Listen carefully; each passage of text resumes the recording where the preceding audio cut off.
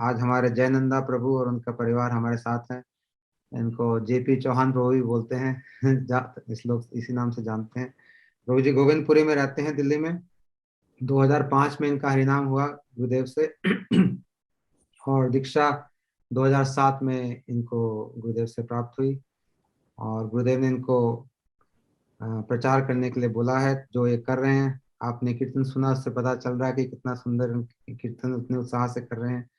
इनकी पत्नी और 2 बच्चे इनके साथ हैं और सभी लोग भजन करते हैं बड़े सुंदर तरीके से। आज हम पूरे परिवार से मिलेंगे और इनसे इनकी गुरुदेव की स्मृतियों को सुनेंगे, किस तरह से गुरुदेव ने इनके जीवन को बदला है। हाँ जी, गुरुदेव ने काया पलट दी। काया पलट दी, किस तरह से पहले क्या था अब क्या हो गया। और प्रभु जी आप फार्मेसी भी चलाते हैं प्रभु जी? हाँ प्रभु जी, मैं डी फार्मा कर रहा, मैं फार्मासिस्ट भी हूँ। फार्मासिस्ट भी हैं और मेरे ख्याल से जिम भी चलाते हैं शायद। भी चलाता हूँ, चलाता हूँ, अब बहुत कुछ चलाता था अब सिर्फ ऑडिटिंग पे जाता हूँ बस। तो इन सब के बारे में क्या क्या आप जीवन में करते हैं और उसी के साथ साथ भजन कैसे कर पाते हैं इतना सारा काम करते हुए, ये आज सब लोग सुनना चाहेंगे कि कैसे आप बैलेंस करके चलते हैं और कैसे गुरुदेव के प्रति आप प्रचार कर रहे हैं, जो गुरुदेव ने आपको बोला वो सब हम आपसे सुनना चाहते हैं। आपको दंडवत प्रणाम है दोनों को और आपका स्वागत। आप लोग शुरू कर सकते हैं। प्रभु जी आनंद, ये एक भजन और गा सकते हैं क्या? भजन कीर्तन टाइम? हाँ गा देना प्रभु जी, थोड़ी देर बाद में गा देना मेरे ख्याल से, बीच में ना।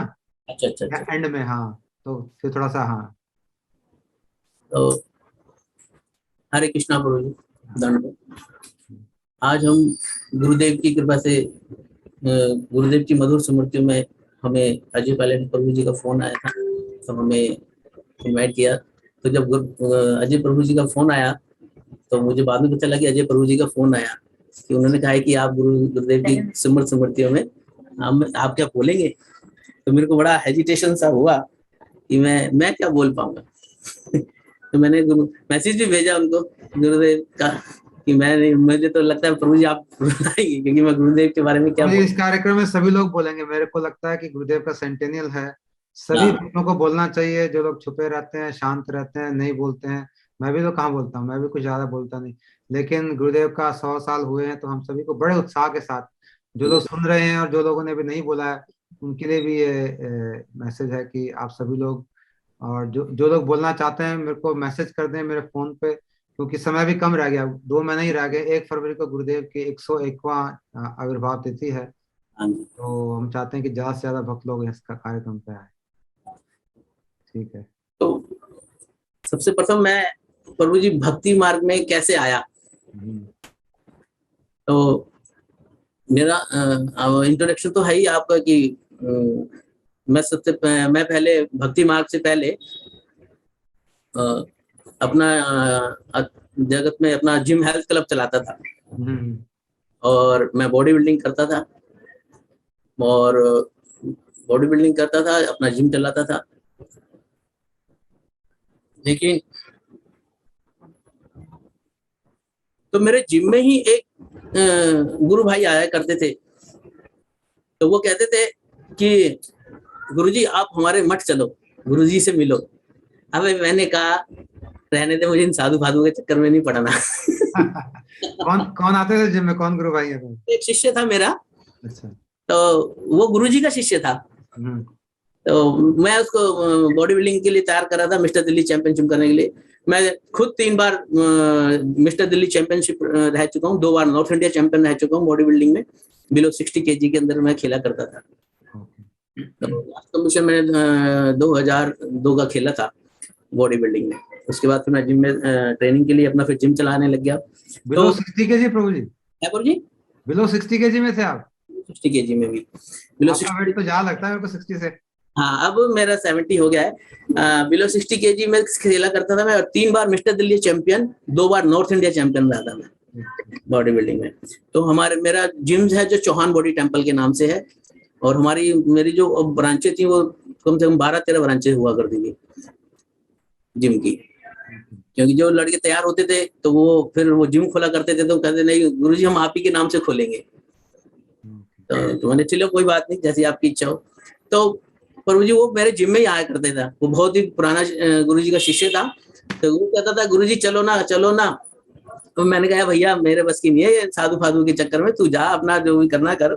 और गुरु जी हमारी डाइट तो ऐसी हुआ करती थी बॉडी बिल्डिंग में, 1 ट्रे अंडे रोज खाना, 300 ग्राम मीट रोज खाना, और बाकी जो प्रोटीन वो तो है ही हमारा, क्योंकि मसल डेवलप करने होते थे।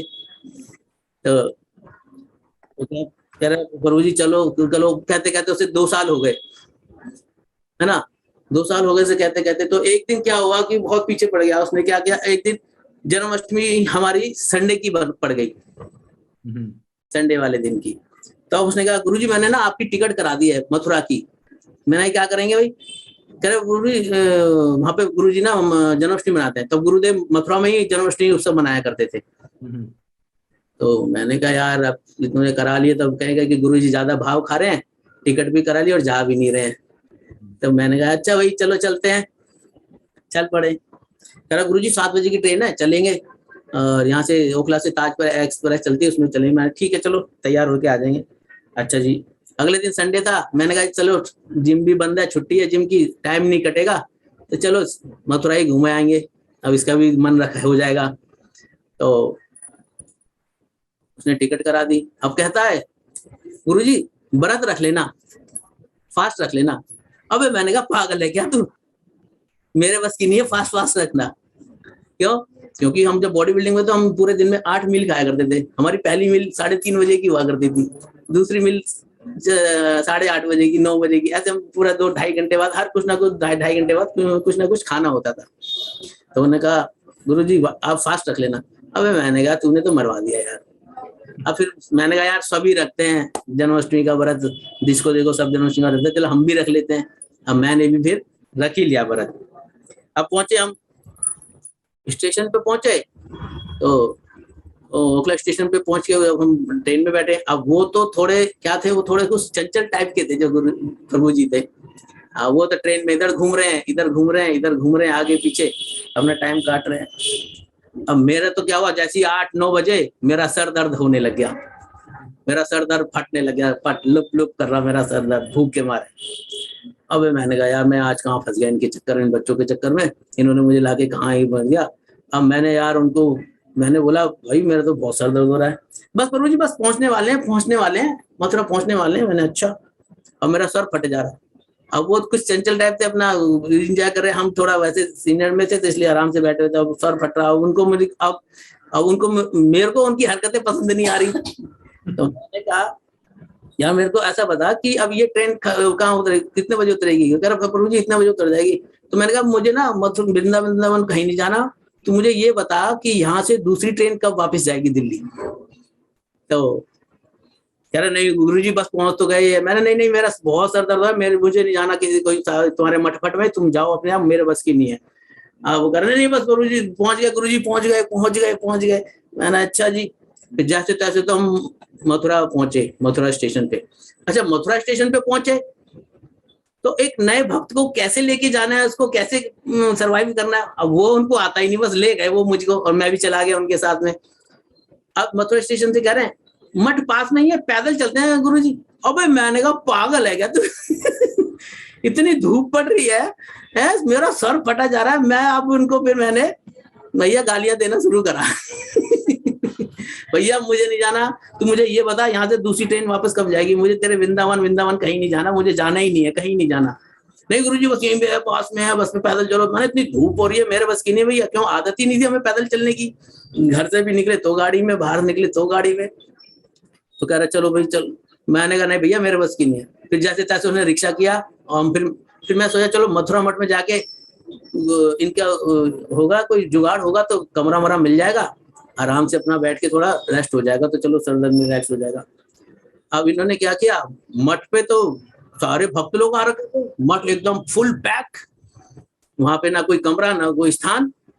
अब इनको तो आदत थी, हमें तो आदत ही नहीं थी। हमें तो मैं कह रहा भाई मठ में भी आ गए, चलो कमरा मिलेगा। कमरा कहाँ मिल रहा है, वहां कोई कमरा मिल रहा है, वहां तो कोई कमरा वमरा कुछ मिल ही रहा। और ये तो पुराने खिलाड़ी थे, इन्होंने क्या किया, किसी प्रभु जी के पास बैग रख दिया, प्रभु जी ये बैग रख लेना, हम अभी आ रहे हैं। चलो गुरु जी चलो। मैं कहाँ चले, चलो दर्शन करने चलते हैं, द्वारकाधीश के दर्शन करे आते हैं, और भूतेश्वर जी के दर्शन करे आते हैं, और यहाँ करे आते हैं। अबे मैंने कहा भाई मेरे बस की, तू तो कर रहे यहाँ कमरा मिल जाएगा, यहाँ तो कोई ना बैठने की वो है ना कुछ नहीं है, कमरा ले यार यहाँ पे, मुझे आराम करना है, मुझे कहीं नहीं जाना। कह रहे चलो नहीं ना चलो। अबे भाई मैंने कहा मैं तो फंस गया इनके चक्कर में। अब ये पूरी दोपहरी में हो रहे हैं एकदम और घूम रहे हैं। अच्छा क्या कर रहे हैं, जितने भंडारे चल रहे थे सारे भंडारे ये खा रहे थे हैं प्रभु जी, जितने भंडारे चल रहे थे वहां पे समोसे ब्रेड पकोड़े जो बट रहे थे, जगह जगह भंडारे चल रहे थे जन्माष्टमी के लोग थे, और ये सब खा रहे थे।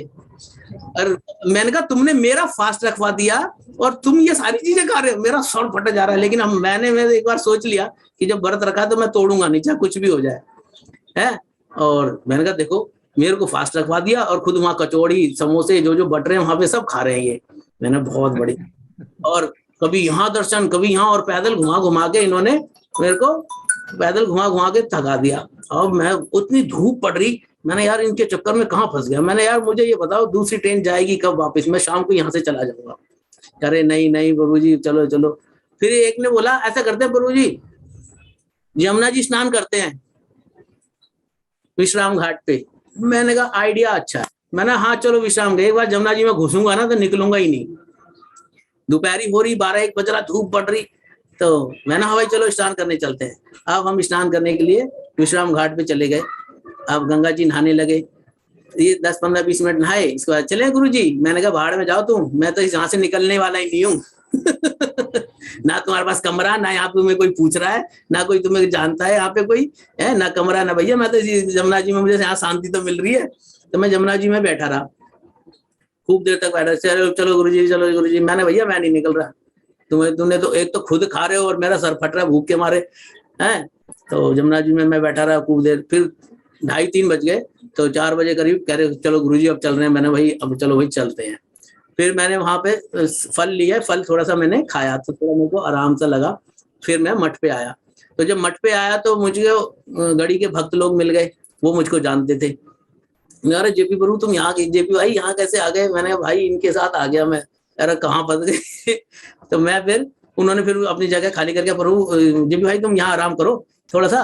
तब मेरा सर, तो उन्होंने फिर अपने पास कमरे में मुझे बिठाया और मैं अपने जीत प्रभु थे और ये शिवा प्रभु थे, ये सारे प्रभु थे, इन्होंने मुझको वहां पे अपने कमरे में स्थान दिया। तो मैं थोड़ा रेस्ट किया, थोड़ा आराम हुआ। अब शाम को 6 बजे करीब गुरुदेव नीचे हॉल में वृंदावन मथुरा मठ में कथा करने के लिए आए। क्या गुरु जी चलो कथा सुन लेते हैं। तो मेरे को थोड़ा आराम हुआ, तो मैं चलो भैया कथा सुन लेते हैं। अब कथा सुनने के लिए गए, गुरुदेव की कथा सुनी। कथा सुन के, कथा तो पल्ले पड़ी नहीं थी हमारे, क्योंकि हमारे ऐसे संस्कार ही नहीं थे कि हम गुरु जी कथा सुने। कथा गुरुदेव की सुनी, तो उन्होंने कहा कथा खत्म हो गई, अब गुरुदेव जाने रहे, तो सब प्रणाम करने लगे, चरण स्पर्श करने लगे। गुरु जी के चरण स्पर्श कर लो। अब मैंने कहा यार तुम सब कर लो ना, मुझे क्यों घसीट रहे हो बीच में? तो कह रहे तो चलो। अब मैंने कहा चलो इतनी दूर आए तो इनके गुरु जी के चरण भी स्पर्श कर लेते हैं। तो फिर मैं गया, जब गुरु जी के पास गया तो गुरु जी के मैंने चरण स्पर्श करे, और जब मैंने चरण स्पर्श करे और जब मेरे गुरु जी से नैन मिल गए और उन नीले नीले नैलों ने उन्हें तो ऐसा करा, मेरा जीवन ही पलट डाला उस दिन से। कहाँ मैं उनको इतना गालियां दे रहा था, अपशब्द बोल रहा था कि भैया तुम कहाँ ले आए मुझे यहाँ पे चक्करों में फंसाने के लिए। और प्रभु जी फिर गुरुदेव से जब मिला तो गुरुदेव ने, मैंने चरण स्पर्श किया, गुरुदेव ने आशीर्वाद दिया, और बस वो दिन था और आज का दिन था, वो हमारा जीवन ही पूरा एकदम पलट गया। कहाँ मैं उनसे तब से यही कह रहा था कि मुझे अभी जाना है, और मुझे वहां से आने में 4 दिन लगे। 4 दिन रहे वहां पे फिर आप? 4 दिन रहा। फिर नंद उत्सव हुआ अगले दिन, गुरुदेव ने नंद उत्सव करते थे, नंद उत्सव करे। नंद उत्सव के बाद फिर ये हम आ गए वृंदावन। वृंदावन में आ गए। वृंदावन में एक गढ़ी के संजय प्रभु जी हैं, अपने ये संजय प्रभु जी ने, एक और संजय प्रभु जी पहले वो थे, तो वो पहले गुरु जी से बहुत अटैच थे। कौन है? सुदेवी दीदी हैं, उनके वो जेठ लगते हैं वो। तो वो संजय प्रभु बहुत अटैच थे, तो उनसे मेरा अटैचमेंट हुआ। उन्होंने मुझे कथा सुनाई वहां पे खूब, और जब वो मुझको हॉल में बैठे अपने कमरे में कथा सुना रहे थे, तो बहुत कथा उन्होंने सुनाई, तो मैं कथा सुनते ही रोने लग गया। जैसे कोई किसी को कोई जैसे मार रहा हो ना, तो ऐसे हिचकियां ले लेके मैं रोने, वो कथा सुन के पता नहीं मेरे को ऐसा क्या हुआ, हृदय एकदम मेरा गदगद हो गया। तो उन्होंने जब मुझे कथा सुनाई तो मैं रोने लग गया। सारे देख रहे भाई ये रो क्यों रहा है इतना, इतना हट्टा कट्टा आदमी है। प्रभु जी मेरे 18 इंची डोले, मिस्टर दिलीप चंद, तो पूरा नॉर्थ इंडिया की तैयारी कर रहा था मैं। तब ये रो क्यों रहा है, तो उन्होंने कथा सुनते सुनते पता नहीं क्या हुआ मेरे को, मैं तो बहुत रोने लग गया। फिर थोड़ी देर शांत हो गए, फिर ना फिर धीरे उसी दिन फिर मेरे को परमेश्वरी प्रभु जी मिल गए। अब 3 दिन उन्होंने मुझको अपने साथ ही रखा, सारी कथाएं सुनाई, ये करा, ऐसे नियम करना, ऐसे। कहते क्या करते हो, मैंने प्रभु जी मैं तो बॉडी बिल्डिंग करता हूँ। अच्छा क्या खाते हो, मैंने कहा 1 ट्रे अंडे रोज खाता हूँ, 300 ग्राम मीट मेरा रोज का है, बाकी दलिया फलिया जो डाइट्स है वो तो मेरी रेगुलर बनी ही हुई है, वो तो मैं खाता ही हूँ। तो अरे अच्छा 1 ट्रे अंडे खाते हो, मैंने हाँ मैं तो खाता हूँ, क्योंकि हमारी डाइट ही है जी, हम तो ये हर एक मील में 8 अंडे लेते हैं, ऐसे करके हम खाते हैं। अच्छा, तो प्रभु जी ने मुझे अपने साथ रखा, 3-4 दिन उन्होंने मुझे साथ रखा, और फिर बड़ा उन्होंने मुझे कथा और प्रेम बड़ा दिया। तो उन्होंने फिर जब मैं वहां से आया तो फिर एकादशी पढ़ी, तो उन्होंने कहा कि तुम्हें अब एकादशी करनी है। तो मैंने कहा ठीक है गुरु जी, एकादशी करेंगे हम, कोई बात नहीं। फिर परमेश्वर गुरु जी से हम टच में रहे, और फिर हम घर पे आए तो हमने फिर वो एकादशी पालन किया धीरे धीरे। एकादशी पालन करते करते गुरु जी से मिले सारा। फिर हम क्या करते थे वहां पे गुरु जी, फिर इतना लगाव हो गया, हम सुबह मंगला आरती अटेंड करते थे, और 9 बजे का प्रसाद पाके फिर हम दर्शन करने चले जाते थे। दर्शन करके आए 11:30-12 बजे तक, फिर दोपहर का प्रसाद पाते थे, और धूप होती थी, और फिर हम सोते थे थोड़ा, फिर वृंदावन में हमें कमरा मिल गया था, तो फिर हम वहाँ आराम कर लेना थे। हम सोचते चलो शाम की ट्रेन पकड़ के घर चले जाएंगे। फिर जैसे शाम को उठते थे, शाम की आरती करके फिर जो बचे हुए दर्शन रहते थे उनको दर्शन करने चले जाते थे। 9 बज जाते थे, अब कहते थे यार प्रसाद पालो, 9:30 हो गए, अब ऐसा करेंगे सुबह मंगल आरती के बाद निकल पड़ेंगे। हाँ मैंने कहा ठीक है, मंगल आरती के बाद निकल जाएंगे। मंगल आरती करते थे, यार वो वाले दर्शन रह गए, ये दर्शन रह गए, चलो वो भी कर लेते हैं। ऐसे करते करते 3-4 दिन हम वहां पे रहे, और यही रहता था कि आज सुबह निकल जाएंगे, शाम को निकल जाएंगे, सुबह निकल जाएंगे, शाम को निकल जाएंगे। तो उन 4 दिन में जब मैं घर आया तो मेरा पूरा ही जीवन बदल गया। फिर परमेश्वर गुरु जी ने बोला कि आपको एकादशी करनी है, फिर मैंने एकादशी रखना शुरू की। फिर अब जब एकादशी रखने शुरू कर रख दिया, अब वो तो जिम में तो आते ही था। अब वो मेरे थोड़े दिन बाद पीछे, गुरु जी आप ना हरि नाम ले लो।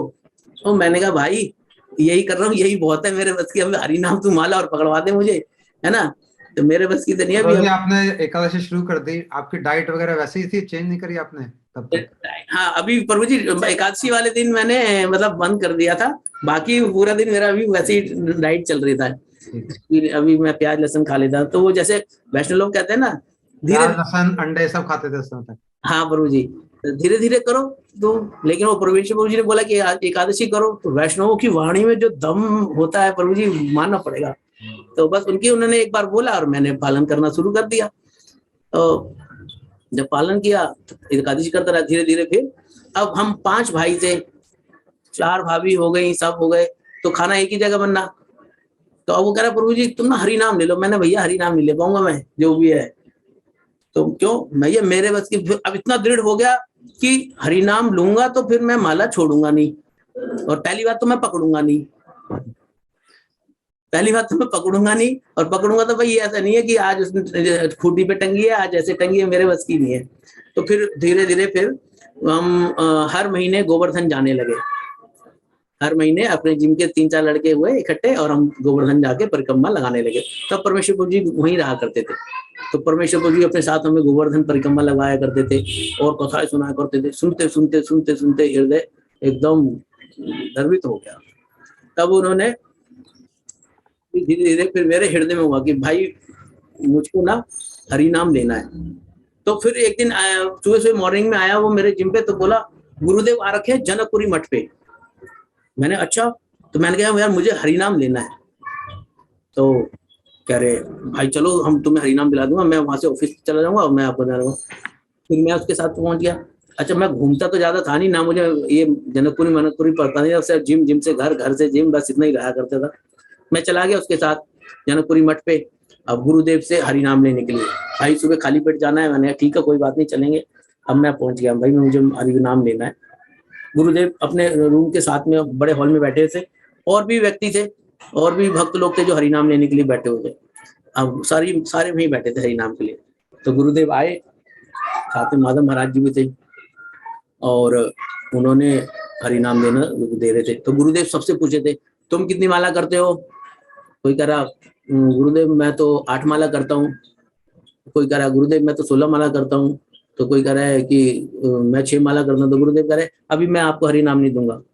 तो मैंने कहा यार ये तो काम खराब हो गया। तो 8-8 माला कर रहे हैं, 16-16, 25-25, 16 माला कर रहे हैं, गुरुदेव कह रहे हैं मैं उनको हरि नाम नहीं दूंगा, तो मेरी कहाँ गिनती है, मेरी तो गिनती नहीं है। हैं भैया आज हरि नाम नहीं हो पाएगा भाई। मैं हृदय में सोच रहा हूँ आज हरि नाम नहीं हो पाएगा। क्यों? गुरुदेव पूछे तुम कितनी माला करते हो, लहसुन प्याज खाते हो? हाँ बोल गुरुदेव, तो अभी नहीं मिलेगा आपको हरि नाम।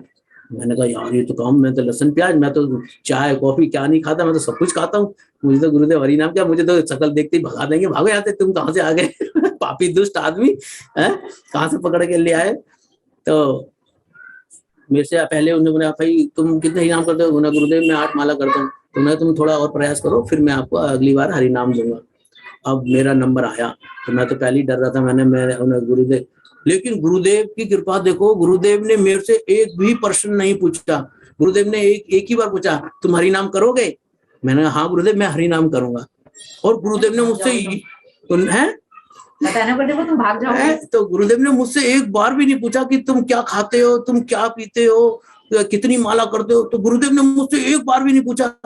मैं तो कहाँ डर रहा था, मैंने कहा जो 4-4 माला 6-6 माला 10-10 माला कर रहे हैं उनको गुरुदेव ने मना कर दिया, तो मैं तो पता नहीं किस, लेकिन गुरुदेव ने मुझसे एक बार भी नहीं पूछा। तो उन्होंने बस मुझसे ये पूछा तुम हरि नाम करना जब करोगे? मैंने कहा हाँ गुरुदेव मैं हरि नाम करूंगा। गुरुदेव ने फिर मुझको हरि नाम दिया, और जब मेरा हरि नाम हुआ मैं उस कमरे से बाहर निकला, मैं तो नाचने लग गया। ओ भाई गुरुदेव ने मेरे को हरि नाम दे दिया, उतने व्यक्ति लोग जो बैठे हुए थे उनको मना कर दिया, मेरे को गुरुदेव ने हरि नाम दे दिया। तो और दृढ़ मेरे हृदय में विश्वास हो गया कि भाई, तब मैं फिर, और वो देखो जो मुझे ले गया था वो मुझे वहीं छोड़ के भाग गया। मैं बस में लटकता हुआ आया अपने घर। चंचल तो था ही वो, पर मुझे संगी हमें ऐसा ही मिला था। तो बस ये था कि गुरुदेव के उसने हम उसके इतने आभारी हैं कि गुरुदेव ने हमें, गुरुदेव के चरणों में हमें डाल दिया। बस मैं आज भी उसका बहुत आभारी हूँ। तब तो मैं समझता नहीं था, लेकिन आज मैं उसका बड़ा कृतज्ञ हूँ कि उन्होंने मुझे गुरुदेव के चरण में जैसे भी डाल दिया। मैं आया तो मैं फिर घर में अपना हरि नाम करने लग गया। गुरुदेव ने कहा भाई इस नियम की 4 माला करा करो रोज को। मैंने ठीक है, तो मैं 4 माला चाहे रात के 12 बजे चाहे कुछ बजे, वो 4 माला डेली ही किया करता था। अब धीरे धीरे भाई गुरुदेव ने कहा था भाई सब लहसुन प्याज छप छोड़ देना। अब मेरे यहाँ तो भाई था सब कंबाइंड फैमिली थी, 5 भाई भाभी, सबका खाना एक साथ बनना, और मेरी मिसेज वगैरह थे। तो मैंने यार बड़ा दिक्कत है, अब मेरे लिए अकेले के लिए सब्जी रोटी कैसे मतलब बनेगी बिना लहसुन प्याज की? सभी, क्योंकि प्रभु जी पिताजी पहलवान थे हमारे, और 2 बड़े भाई पहलवान थे, और 2 भाई हम बॉडी बिल्डिंग में, एक एथलेटिक्स में था। तो पूरा घर स्पोर्ट्समैन था हमारा, और सब नेशनल चैंपियन और एशिया चैंपियन और मिस्टर इंडिया वगैरह। मेरे से बड़े भाई थे मिस्टर इंडिया, जो अभी एक्सपायर हो गए, तो वो मिस्टर इंडिया चैंपियन थे।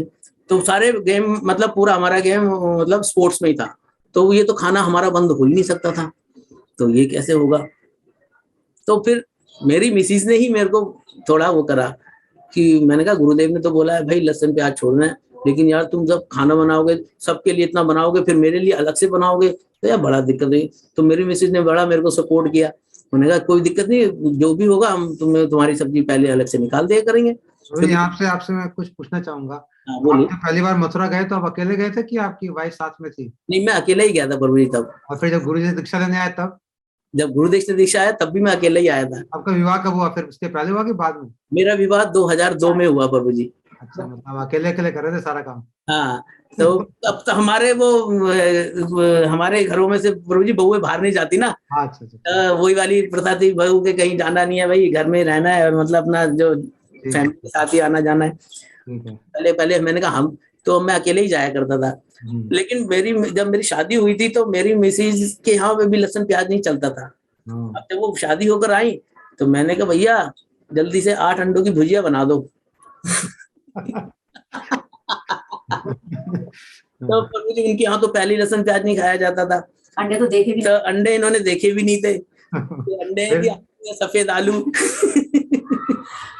तो भैया आपके लिए तो प्रभु जी इन्होंने, फिर मैंने कहा भैया देखो तुम्हारे यहाँ नहीं खाए जाते वो अलग बात है भैया, हमारे तो भैया बनेंगे, और मेरी तो ऐसी डाइट है, मुझे तो भैया 8 अंडों की भुजिया बना दो फटाफट, और मुझे नाश्ते में ये चाहिए बस। तुम नहीं खाते, हाँ मैं तुम्हें फोर्स नहीं करूंगा कि तुम खाओ, लेकिन मेरे लिए बना दो।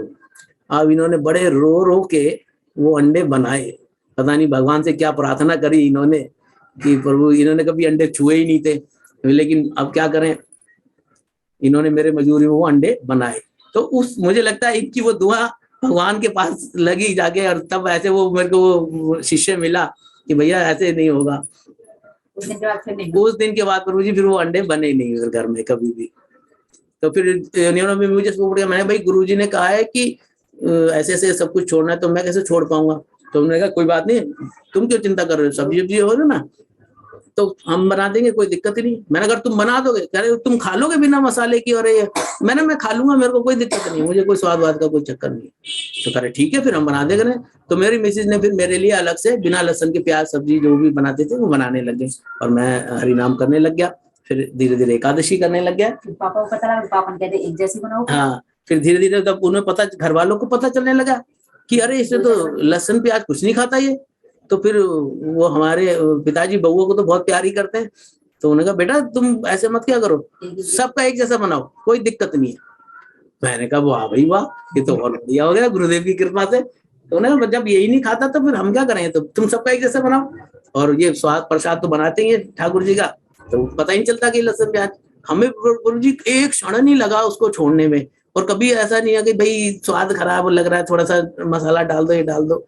पता नहीं कैसे हुआ ये सब, गुरुदेव की कृपा से। मतलब भाई हमें मसाला ही चाहिए। एक दिन ने छुड़वाया, अगले दिन हमने छोड़ दिया।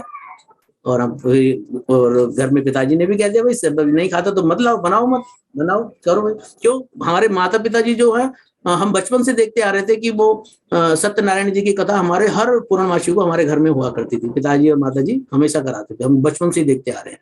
हर पूर्णमासी हमारे एक पंडित जी थे, फैमिली पंडित जी, जो हमेशा पूर्णमासी को आके कथा होती थी, फिर हवन होता था और प्रसाद होता था। तो हम शुरू से ही विष्णु भगवान जी की, जब हम कहीं खाते तो सभी कुछ थे, लेकिन विष्णु, मैं नहा धो के विष्णु भगवान जी की आरती किया करके चला जाया करता था। तो हो सकता है वही एक संस्कार था जो हमें आगे भगवान की कृपा से ये गुरुदेव मिले।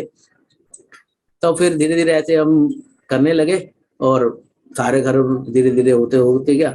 फिर हम हरि नाम करने लगे, और परमेश्वर जी के संग के साथ में हम हर महीने परिक्रमा लगाते थे, वो और हमें गाइड करते थे, और हम फिर नियमों का पालन करते करते करते फिर 2006 में जब हरि नाम हुआ, तो अब मैं जब मट जाता था तो फिर मैंने देखा कि यार ये जो भक्त लोग होते हैं ना, ये अंदर गले ये हाथ डाल के ये क्या करते हैं, ये कौन सी चीज करते हैं यार ये है। वो आरनी करा करते थे। मैंने कहा यार ये क्या चीज भला है। कह रहे भाई, मैंने कहा ये सब हाथ डाल के अंदर सुबह शाम ये क्या करते हैं यार, ये क्या चीज होती है। मैंने कहा भाई ये ना गोपाल मंत्र होता है। मैंने इसे कहा गोपाल मंत्र, कहा भगवान का मंत्र होता है, इससे भगवान मिलते हैं। मैंने भाई ये तो मुझे चाहिए मैंने भाई ये मंत्र तो मुझे चाहिए। फिर मैंने ये मंत्र कहाँ से मिलेगा। फिर गुरुदेव देंगे। मैंने वो ये कैसे होगा। फिर भाई आपको दीक्षा लेनी पड़ेगी, ये लेना पड़ेगा। अब हरिनाम करते करते इतना तो हो गया था, अब मुझको एस्कॉन, मैं एस्कॉन मंदिर जाने लग गया। यहाँ पे हमारे पास में एस्कॉन मंदिर था गढ़ी, तो और कोई सारा नहीं। फिर धीरे धीरे मैं सुबह सुबह मंगला आरती के लिए एस्कॉन जाने लगा।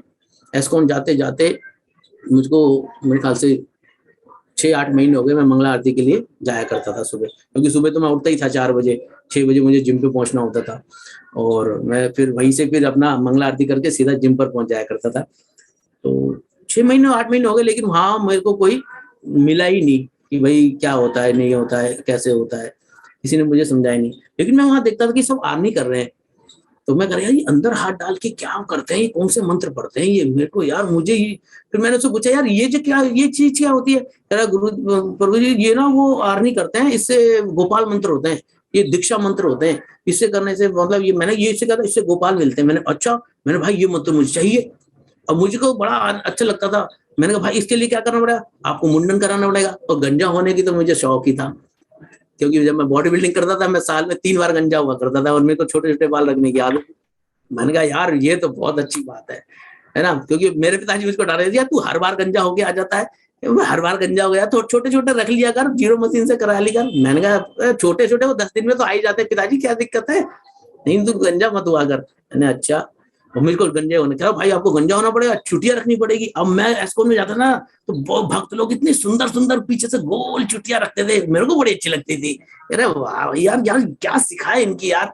मैंने कहा ये सिखा भी मुझको रखनी है। तो तो मुझे शिवा प्रभु मिले। मैंने प्रभु तब शिवा प्रभु धीरे धीरे शिवा प्रभु ने मुझे और गाइड किया कि भाई नवद्वीप में जाके ना जा रहे हैं, आप वहां पे दीक्षा ले लेना। मैंने भाई मुझे वही मंत्र चाहिए जो अंदर हाथ में डाल के करते हैं। अरे हाँ हाँ आपको वही मंत्र में मैं मुझे दीक्षा लेनी है। खैर कैसे मिलेगी, चलो फिर नवद्वीप चलते हैं। उन्होंने मेरी टिकट करा दी नवद्वीप की, मैं तैयार हो गया नवद्वीप के लिए। और नवद्वीप में फिर मैं अपनी माता जी को भी साथ ले गया। वहीं पे गंगा सागर था, मैंने चलो माता जी सारे तीर्थ बार एक बार, गंगा सागर एक बार, तो इस बहाने वो भी मेरे साथ चल पड़े। मैंने कहा मैं वहां दीक्षा लूंगा। करे ठीक है। प्रभु जी मेरी टिकट कराई थी, उनके साथ एक और प्रभु जी थे, वो उनको भी ले गए दीक्षा के लिए। तो जब हम नवद्वीप पहुंचे तो परिक्रमा हो रही थी। परिक्रमा हम डेली अटेंड करते थे, और परिक्रमा अटेंड हुए करके फिर गुरुजी ने बोला कि भाई एकादशी में हम दीक्षा देंगे, जिनको लेनी हो वो अपना मुंडन करा के अपना आ जाए। अब मेरे को तो बड़ा मजा आया। मेरा भाई दीक्षा होगी, जल्दी चलो मुंडन कराना है। वो मुझे शिखा रखनी है, छोटी है बड़ी सुंदर थी। अरे चलो भाई चलो। फिर गुरुजी ने कहा कि चलो हम गौर पुण्य वाले दिन दीक्षा देंगे, क्योंकि फिर मैंने कहा परिक्रमा छूट जाएगी हमारी उस दिन, अगर सुबह गुरुजी देंगे। तो फिर उन्होंने कहा कि गौर पुण्य वाले दिन हम दीक्षा देंगे। मैंने चलो अच्छा वो परिक्रमा नहीं छूटेगी, तो फिर परिक्रमा छूट जाती। अच्छा तभी उसी साल प्रभु जी छोटे मंदिर से ठाकुर जी बड़े मंदिर में शिफ्ट हुए थे। तो सब गुरुदेव ने कहा भाई गढ़ी के सारे लड़के हट्टे कट्टे थे सब, भाई वो उन विग्रहों को लेके हम बड़े उसमें आए। तो सब हम क्या नाम तीर्थ महाराज जी ने सबको बुलाया, जल्दी आओ भाई ठाकुर जी को लेके उस बड़े उसमें जाना है, नाट्य मंदिर में। तो प्रभु जी हमने ठाकुर जी को उठा के अपने हाथों से राधा रानी को, महाप्रभु को उस बड़े मंदिर में स्वागत किया। अब तो और दिल गदगद हो गया। मतलब ठाकुर जी तब वहां छोटे मंदिर में थे और वहां से उस बड़े मंदिर में शिफ्ट। उसी साल मेरी दीक्षा हुई थी, तो बड़ा आनंद आया मेरे को। फिर गुरुदेव ने दीक्षा के लिए बोला अगले गौर पूर्णिमा वाले दिन हम सुबह नहा धो के पहुंचे। अब गुरुदेव मेरे साथ एक और प्रभु जी गए थे, वो शिवा प्रभु लेके गए थे। अब वो कुर्सी पे ना बैठे मुंडन कराने के लिए, वो आनाकानी करें। अब मेरा मन करा यार ये हटे तो मैं बैठूं जल्दी से। अब उनका तो मन नहीं था दीक्षा लेने का कि भाई मैं मुंडन नहीं कराऊंगा, शिका नहीं। और मेरे हृदय मैंने कहा यार ये इतने सीनियर हैं, अभी मैं बोलूंगा तो ये कहेंगे इसको ज्यादा आफत आ रही है मुंडन कराने की। तो मैंने कहा अच्छा नहीं लगा। तो वो कह रहे प्रभु जी, अब शिवा प्रभु उसको समझा रहे हैं भाई जीवन में कभी नहीं मिलेगा मौका, ऐसा नहीं मिलेगा। मैंने कहा प्रभु जी ने तुम अलग से समझा लो तो मैं बैठ जाऊं, मैं मुंडन करा लूं जल्दी से। मुझे एक गोल दीक्षा। कह रहे ठीक है प्रभु जी तुम पहले आप बैठ जाओ। मैं ठीक है बैठ जाऊं प्रभु जी? हाँ बैठ जाओ, आप बैठ जाओ। मैं बैठ गया। मैंने भैया देख गोल सी सुंदर सी शिखा बना दे एकदम, बस एकदम। अरे ठीक है प्रभु जी बना देता हूँ। उसने मेरा मुंडन किया, गोल सी चिड़िया रखी, बड़ा सुंदर मेरे को तिलक विलक करके भाई आनंद आ गया। धोती वोती बांध के हम पहुंच गए। दीक्षा हुई हमारी, गुरुदेव ने दीक्षा मंत्र दिए, फिर हवन पे बैठे, फिर हमने भिक्षा मांगी। भिक्षा में खूब धन इकट्ठा किया, माता जी ने मेरे को खूब धन दिया, मैंने फिर गुरुदेव को अर्पित किया। तो हमारी उस दिन तब हमारी दीक्षा हो गई। अच्छा दीक्षा हो गई तब मैं चाय पिया करता था। तो गुरुदेव ने दीक्षा बोला भाई अब कोई चाय वाय सब छोड़नी पड़ेगी।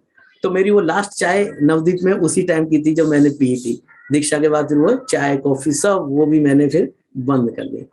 तो गुरुदेव की बहुत ही कृपा रही जो मुझे, लेकिन मैं बड़ा कृतार्थ हूँ कि मुझे गुरुदेव ऐसे समय पे मिले प्रभु जी, जो मेरी स्थिति थी मतलब उस टाइम में पूरे एग्जाम पीरियड में। प्रभु जी बिगड़ने के लिए चाहिए क्या? में धन, घूमने के लिए गाड़ी और शरीर में जान, है ना, शरीर में जान। तो हम आदमी को आदमी नहीं समझते थे, चलते हुए तो हम किसी को भी थप्पड़ मार दिया करते। ये हमारी मतलब हम किसी को समझते ही नहीं थे। उस समय में हमें गुरुदेव मिले, क्योंकि बिगड़ने में हमारा कुछ ही बस था। तो मैं आज बड़ा आभारी हूँ उसका कि उसने मुझे गुरुदेव के चरणों में डाल दिया।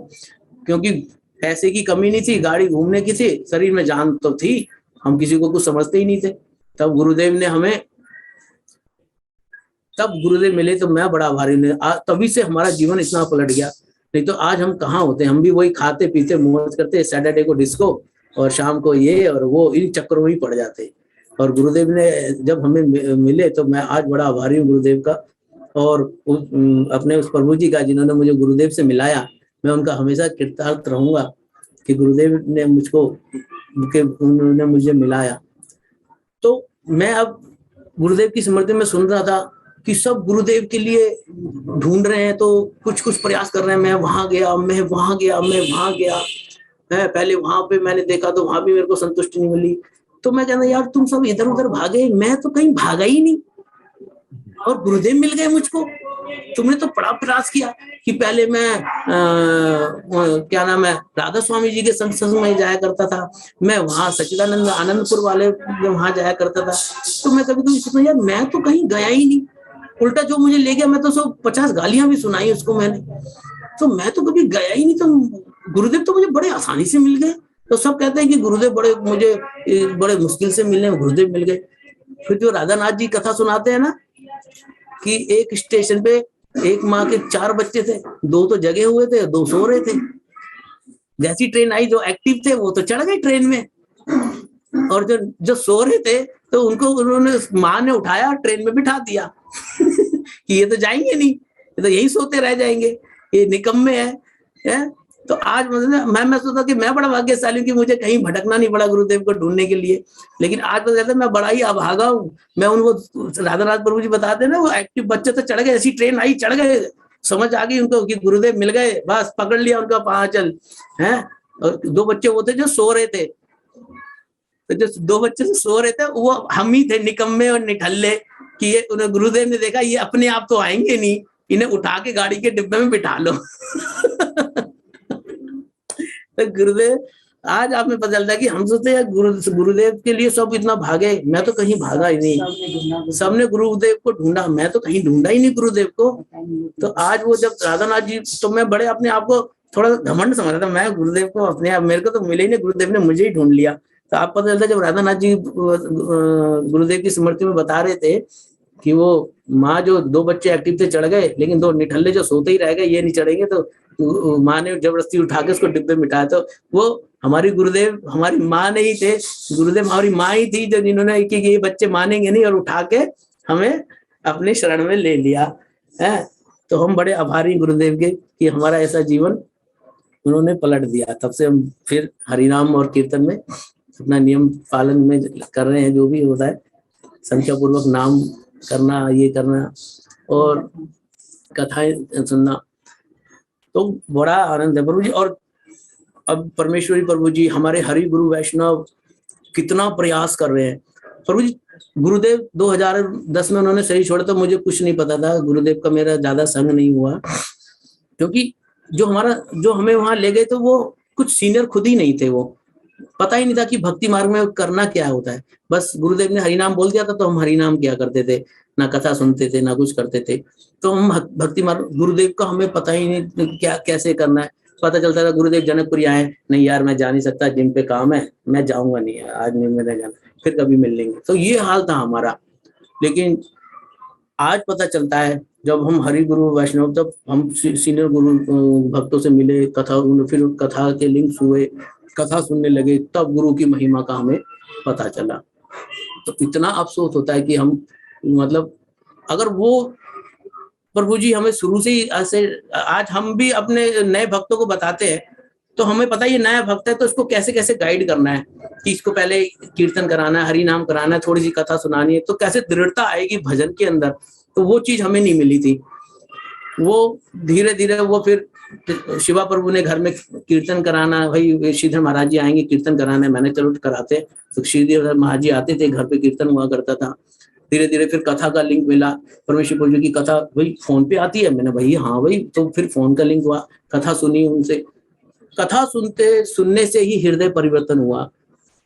और भक्ति मार्ग में अब इतना हुआ कि अब पदगुरु जी की महिमा का पता चलते हैं कि गुरुदेव की महिमा का इतना था, क्या बोलूं मैं, तब इतना ज्ञान नहीं था। अगर गुरुदेव होते तो उनको भी मैं अपने यहाँ बुलाता, कीर्तन कराता, नगर कीर्तन कराता, सब कुछ कराता, हरि गुरु वैष्णव घर पे आते, लेकिन तब इतना ज्ञान ही नहीं था। जब हरि कथा सुनी, अब मैं अभी फिलहाल परमेश्वर प्रभु जी की कथा, अपने कृष्णदास प्रभु जी और अजय कृष्णदास प्रभु जी गीता पाठशाला के, ये कथा सुनते से पता चलता है हरे अपने वैष्णव की क्या महिमा है। तो अब प्रभु जी हमने अभी कथा कराई थी, तो माधव महाराज जी अभी आए थे, 2 दिन मेरे यहाँ रह के गए, सैंटी लेकर आया था हमने गुरुदेव का। तो फिर उसके बाद हमने उस 16 सितंबर को 5 सितंबर को आए थे। माधव महाराज जी 2 दिन रहे हमारे यहाँ, और फिर 16 तारीख को फिर हमने भागवत कथा भी कराया था श्रीधर महाराज जी। तो अब हर साल श्रीधर महाराज जी की हमारे यहाँ भागवत कथा होती है। और सब अब मैं इतना रहता है कि कोई भी वैष्णव होते हैं मैं उनको छोड़ता नहीं। तीरथ महाराज जी आए मेरे यहाँ, अभी कथा करे तब तीरथ महाराज जी को आए थे मोहन महाराज जी आए, माधव महाराज जी आए, श्रीधर महाराज जी आए, और अपने परमेश्वर प्रभु जी भी आए। तो अभी भी आए, हाँ 14 तारीख को ही आए थे। अभी वो कलकत्ता गए थे, तो उनको तो प्रभु जी अपने वैष्णव हमारा कितना प्रयास कर रहे हैं कि हम जैसे बुद्धू नालायक जो हम कुछ नहीं जानते, इतना कथा में हमें ज्ञान देते हैं कि जीवन जीना कैसे है हमें। नहीं तो हम कहाँ फंसे रहते, वही खाने कमाने में और बस धन एकत्रित करने में लगे रहते, घूमने फिरने में, वसीने में। तो अब जीवन को पता लगे ये जीवन बहुत बहुमूल्य है, हमें ऐसे व्यर्थ नहीं कमाना। ठीक है, इतना ही संग्रह करेंगे जितना हमें आवश्यकता हो, उससे अधिक करने की जरूरत नहीं है। तो हमारे देखो अजय कृष्णदास प्रभु जी गीता पाठशाला चल रही है हमारा, उनका अभी 15वां अध्याय चल रहा है, तो मैं सुनता हूँ उनका। तो हमें अब पता चला है कि गुण, सतगुण, रजोगुण, तमोगुण ये क्या होते हैं। कहाँ हमने कभी स्कूल की किताबें तो पूरी पढ़ी नहीं कभी हमने आज तक है ना।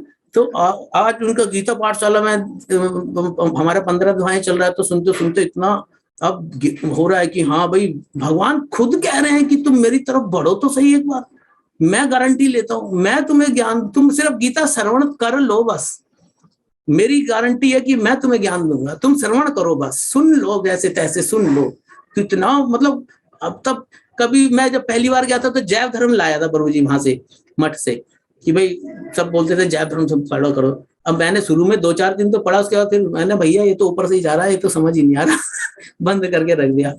लेकिन अजय कृष्ण अपने कृष्णदास प्रभु जी ने जब जैव धर्म शुरू किया तो मैंने ऐसी क्लास डाउनलोड कर ली और सुना। तो बताते ना ग्रंथ पढ़ना है तो हरि गुरु वैष्णव के शरणागति में ही पढ़ेंगे तभी समझ में आएगा। और उन्होंने इतना सुंदर एक एक शब्द को समझाना। जैव धर्म तो यार पूरे जीवन की हमारी जीवनी है कि हमें करना क्या है। भक्ति विनोद ठाकुर जी हमें कह क्या रहे हैं, करना क्या है, हम आए किस लिए है ना। तो अब पता चलता है कि भाई जीवन व्यर्थ नहीं गंवाना है, हमें भजन ही करना है, चाहे कुछ भी हो जाए, कितनी भी विपदा है, कैसे भी कष्ट आए, हमें भजन नहीं छोड़ना है। तभी इस संसार से हम पार पास करें, नहीं तो हम इसी जंजाल में फंसे रह जाएंगे। तो आपने कहा कि आप लोग जॉइंट फैमिली है, 5 भाई हैं। हाँ प्रभु जी। और बाकी सब स्पोर्ट्समैन है, कोई मतलब? हाँ भाई सारे हमारे स्पोर्ट्समैन ही हैं। हाँ, तो आप जब आपने डाइट चेंज करी, सब लोग मीट खाने वाले, अंडा खाने वाले, उन्होंने रोका नहीं आपको? नहीं प्रभु जी, यही हमारे घर में था भाई, किसी ने भाई जो करना है तुम ठीक है अपना हिसाब से कर लो, जो भी है। आप अपना अलग करने लग गए? हाँ, फिर हम प्रोटीन ही तो कलेक्ट करना था, जो अंडे से ना मिलके फिर हम सोयाबीन की दालों पे आ गए। तो आपके सभी भाई लोग अभी बाकी वो लोग भजन करते हैं कि धीरे धीरे मैंने हरि नाम लिया, फिर धीरे धीरे मेरी मिसिस ने हरि नाम लिया, फिर मम्मी डैडी ने हरि नाम उनका कराया मैंने, फिर दीदी सिस्टर और 5 भाइयों का भी हुआ और भाभियों का, अब उनके बच्चों का भी, अब सब भाभियों की दीक्षा भी हुई है। तो धीरे धीरे सब अब सारे हमारे परिवार हरि नाम और हरि गुरु वैष्णव का मतलब अपना पूरा भजन करता है। तो सभी 5 भाई मतलब हरि नाम हो गया सबका? हाँ, सबका हरि नाम, 5 भाभी का भी हरि नाम हो चुका है। क्या बात है, बच्चे भी पहलवानों का आपने भक्त बना दिया। तो सब गुरुदेव की कृपा है, हमारा तो कोई ऐसा सामर्थ्य नहीं है। तो सारे बच्चे भी अब एकादशी पालन करते हैं और अपना हरिनाम करते हैं। मेरा छोटा बेटा तो 3री क्लास से ही हरिनाम करने लग गया, वो एकादशी रखने लग गया था। 6 साल का था तब वो, तो मैं उसको मना करता, अभी 8 साल से रखेंगे, क्योंकि महाराज। क्या नाम है छोटे बेटे का? कृष्णा नाम है उसका। कृष्णा। और बड़ा कौन सी क्लास में है? अभी वो है 10th क्लास में। हाँ, और एक बड़ा बेटा है मुकुल, वो है 11th में। वो 3 बेटे हैं? 2 बेटे हैं। तो जब ये मेरा पहला बेटा मुकुल हुआ था और मैं तब 2005 में सिर्फ हरिनाम ही हुआ था मेरा, और जब दूसरा बेटा हुआ था 2006 में, तो सब कहने लगे कि तेरे ना अब लड़की होगी, पहले लड़का था अब लड़की होगी। तो मैंने कहा नहीं, मेरे लड़की नहीं होगी, मेरे दूसरे भी लड़का ही होगा। और जब वो लड़का होगा ना, तुम पता है मैं उसका क्या नाम रखूंगा? तो मैं उसका नाम रखूंगा प्रद्युम्न। कह रहे नहीं नहीं तेरी लड़की होगी। मैंने कहा नहीं, मेरे लड़का ही होगा। और मैं कृष्ण के सबसे बड़े बेटा नाम था प्रद्युम्न, तो मैं भी उसका नाम प्रद्युम्न ही रखूंगा। और मैं देखना प्रद्युम्न होगा ना तो मैं 56 भोग करूंगा गिरिराज जी में। तो एक दिन मैं चेकअप कराने माता अपनी मिसेज को लेगा, तो मैंने कहा यार जिम जाना 5 बजे, 2-2:30 बजे चेकअप का टाइम था। आज इन्होंने बड़ा देर लगा दिया। और मैं बैठा बैठा चेकअप के लिए, रूटीन चेकअप के लिए जाते हैं, तभी अंदर से आवाज, भाई मधुलिका जी के साथ कौन है? मैंने कहा मैं आऊं। भाई आपके बेटा हुआ है। अबे मैंने कहा मैं तो चेकअप कराने आया था, तो बेटा हुआ है। बड़ी खुशी हुई। तो फिर मैंने सबको फोन किया, मैंने कहा देखो प्रद्युम्न आ गया, प्रद्युम्न आ गया, प्रद्युम्न आ गया, है ना। तो प्रभु जी फिर मैंने परमेश्वर प्रभु जी के अनुगत में वहां पे 56 भोग किया गिरिराज जी पे, फिर ठाकुर जी का नाम प्रद्युम्न रखा है। नाम प्रद्युम्न नहीं आया, राशि नाम कृष्णा, राशि नाम क्या से आया था, तो कृष्णा रखा फिर मैंने। अच्छा। घर में उसको प्रद्युम्न नहीं बोलते हैं आज। हम्म। तो और एक विश्वास ऐसा बढ़ गया कि नहीं, भगवान सुनते हैं, गुरुदेव सुनते हैं। मैंने सब ने ये कहा नहीं आप तेरी लड़की होगी, लड़की। मैंने कहा नहीं लड़का होगा, और लड़का होगा तो मैं ये नाम रखूंगा, और वही हुआ प्रभु जी। तो और अभी पिछले महीने मैं रामघाट परिक्रमा में गया था, ब्रजमंडल परिक्रमा, जिस दिन रामघाट परिक्रमा गई थी हमारी। तो रामघाट परिक्रमा हम गए, वहां से परिक्रमा खूब दर्शन करके आए। तो रास्ते में क्या हुआ कि टोल पे मैं उतरा तो मेरा बैग गिर गया, उसमें मेरे गाड़ी के सारे पेपर थे। तो जब घर पे आया तो वो पेपर मिले ही नहीं। और मैंने कहा यार वो मेरे गले में बैग था, तो मैंने वो ऐसे उतार के आर्नी करने लग गया। आर्नी करके फिर वो उतरा तो गाड़ी से, वहां पे थोड़ा जाम लग रहा था टोल ब्रिज पे, तो उतरा तो वो बैग वहीं गिर गया। अब मैंने कहा यार घर पे आया तो बड़ा हुआ है भाई, इतनी अच्छी परिक्रमा हुई और पेपर गिर गया यार। अब मुझे अथॉरिटी भागना पड़ेगा, चक्कर लगाने पड़ेंगे, उधर जाना पड़ेगा, इधर एप्लीकेशन। मैंने यार बहुत समय खराब हो जाएगा, मैं हरिनाम वगैरह में बहुत दिक्कत हो जाएगी मुझको। तो गुरुदेव का एक स्लोगन आता है, कृष्णदास प्रभु जी भेजते हैं, मैं पढ़ता हूँ। गुरुदेव कह रहे हैं कि अगर तुम्हारा कोई डाउट हो तो मेरे ग्रंथ पढ़ना, है ना। अगर उससे भी तुम्हारी समस्या का हल ना हो तो मुझसे बोलना। उनका तो पढ़ा तो था ही। तो मैंने कहा अब 1-2 दिन हो गए, मैंने कहा बड़ा मैंने कहा छोटे छोटे काम के लिए गुरुजी को बोलूंगा तो अच्छा ही बात नहीं है ये साहब। फिर मैंने कहा गुरुजी, मैंने गुरुदेव से प्रार्थना की सुबह, रात को गुरुदेव कोई, क्योंकि उसमें सिर्फ गाड़ी के पेपर थे, पर्स भी मैंने निकाल लिया था, और माला थी, वो माला भी मैंने निकाल ली थी, खाली पेपर गिर गए थे वो। तो मैंने कहा गुरुदेव किसी के तो काम के है नहीं वो पेपर, है ना। आरसी पड़ी है गाड़ी के, लाइसेंस पड़ा है, वो किसी के काम तो आने वाला नहीं है। तो गुरुदेव अब बड़ा मुझे अथॉरिटी के बड़े चक्कर काटने पड़ेंगे, और मेरा सारा भजन में बाधा पड़ जाएगी। कब मैं कथा सुनूंगा, कब वहां पे, तो एक सुबह निकले तो शाम तक ही यहाँ जाओ वहां जाओ ये जाओ। तो मैंने गुरुदेव कोई फोन वोन करा दो किसी से। क्यों, किसी के तो काम तो है नहीं, क्योंकि उसमें आरसी पे मेरा नंबर भी है और उसमें मेरा फोन नंबर भी है, और ऐसे करके कागजों पे भी है, पोल्यूशन भी है, इंश्योरेंस पे, सब पे मेरा नंबर है। किसी से मेरा फोन ही करा दो, क्योंकि किसी का काम है ही नहीं। तो मैं ये कह के फिर रात को अपना आरती करके अपना हरि भजन करके सोए। तो सुबह मैं मंगल आरती कर रहा था, आरती करने के बाद ही दूसरे दिन ही फोन आया, हेलो। मैंने हाँ प्रभु बोलिए, हरे कृष्णा। क्या हमें आपका ना ये बैग मिला है? मैंने हाँ भाई मेरा बैग मिला है, वो उसमें मेरे पेपर होंगे गाड़ी के। 2 दिन बाद फोन आता है मेरे पास। मैंने हाँ प्रभु हमें मिल गया है, आप पलवल टोल पे रखा है, आप कभी भी आके ले जाना। मैंने कहा गुरुदेव आपने तो कमाल कर दिया। कि क्यों, मेरा भागा थोड़ी बच गई। मैं फिर अगले दिन, उसके 2 दिन बाद ही गया, क्या वहां पे पहुंचा, उसके लिए मैं मिठाई का डब्बा लेके गया। मैंने भाई बहुत धन्यवाद आपने करा प्रभु, उन्होंने मेरा बैग तो छान लिया था मुझे पता है, लेकिन वो पेपर पड़े हुए थे उसमें, है। मैंने कहा बहुत बढ़िया भाई, कुछ नहीं हुआ। तो गुरुदेव ने सुन ली, गुरुदेव ने प्रेरणा दी इसको, क्योंकि 2 दिन बाद मैंने कहा अब आना होता तो आ जाता, फोन वोन किसी का काम का तो है नहीं, ना पैसे थे उसमें, कुछ नहीं था। तो गुरुदेव की प्रेरणा से उसने मेरे को फोन किया, भाई ये आपका बैग मिला है, तो मैंने यहाँ पे अपने टोल बूथ पे कैश काउंटर पे आपका जमा करा दिया, आप कभी भी यहाँ से जाएं तो ले जाना। मैंने ठीक है गुरुजी, बोले बहुत, मैं तो अब मैंने कहा अथॉरिटी के बहुत चक्कर बच गए। तो गुरुदेव सुनते हैं, मानना पड़ेगा, गुरुदेव हमारे हर चीज में हमारे साथ में। ये अनुभूतियां ही हमें आगे भजन में दृढ़ता ला के देती है।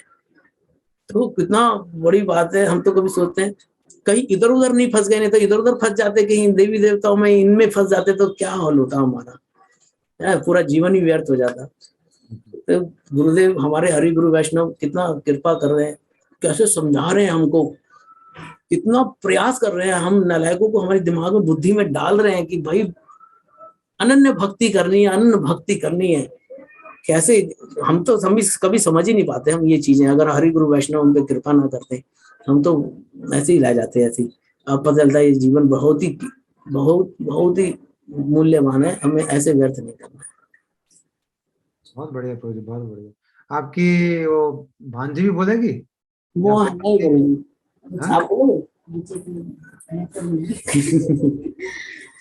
नहीं प्रभु जी वो है नहीं, वो नहीं बोल पाएंगे, कह रहे थे। अच्छा। हाँ कोई परिवार से बोलना चाहेगा? आपके भाई साहब, आप तो जॉइंट फैमिली है ना, बोल रहे 5 भाई हैं। है, अब सब प्रभु जी सबके मकान अलग अलग हो गए हैं। अच्छा।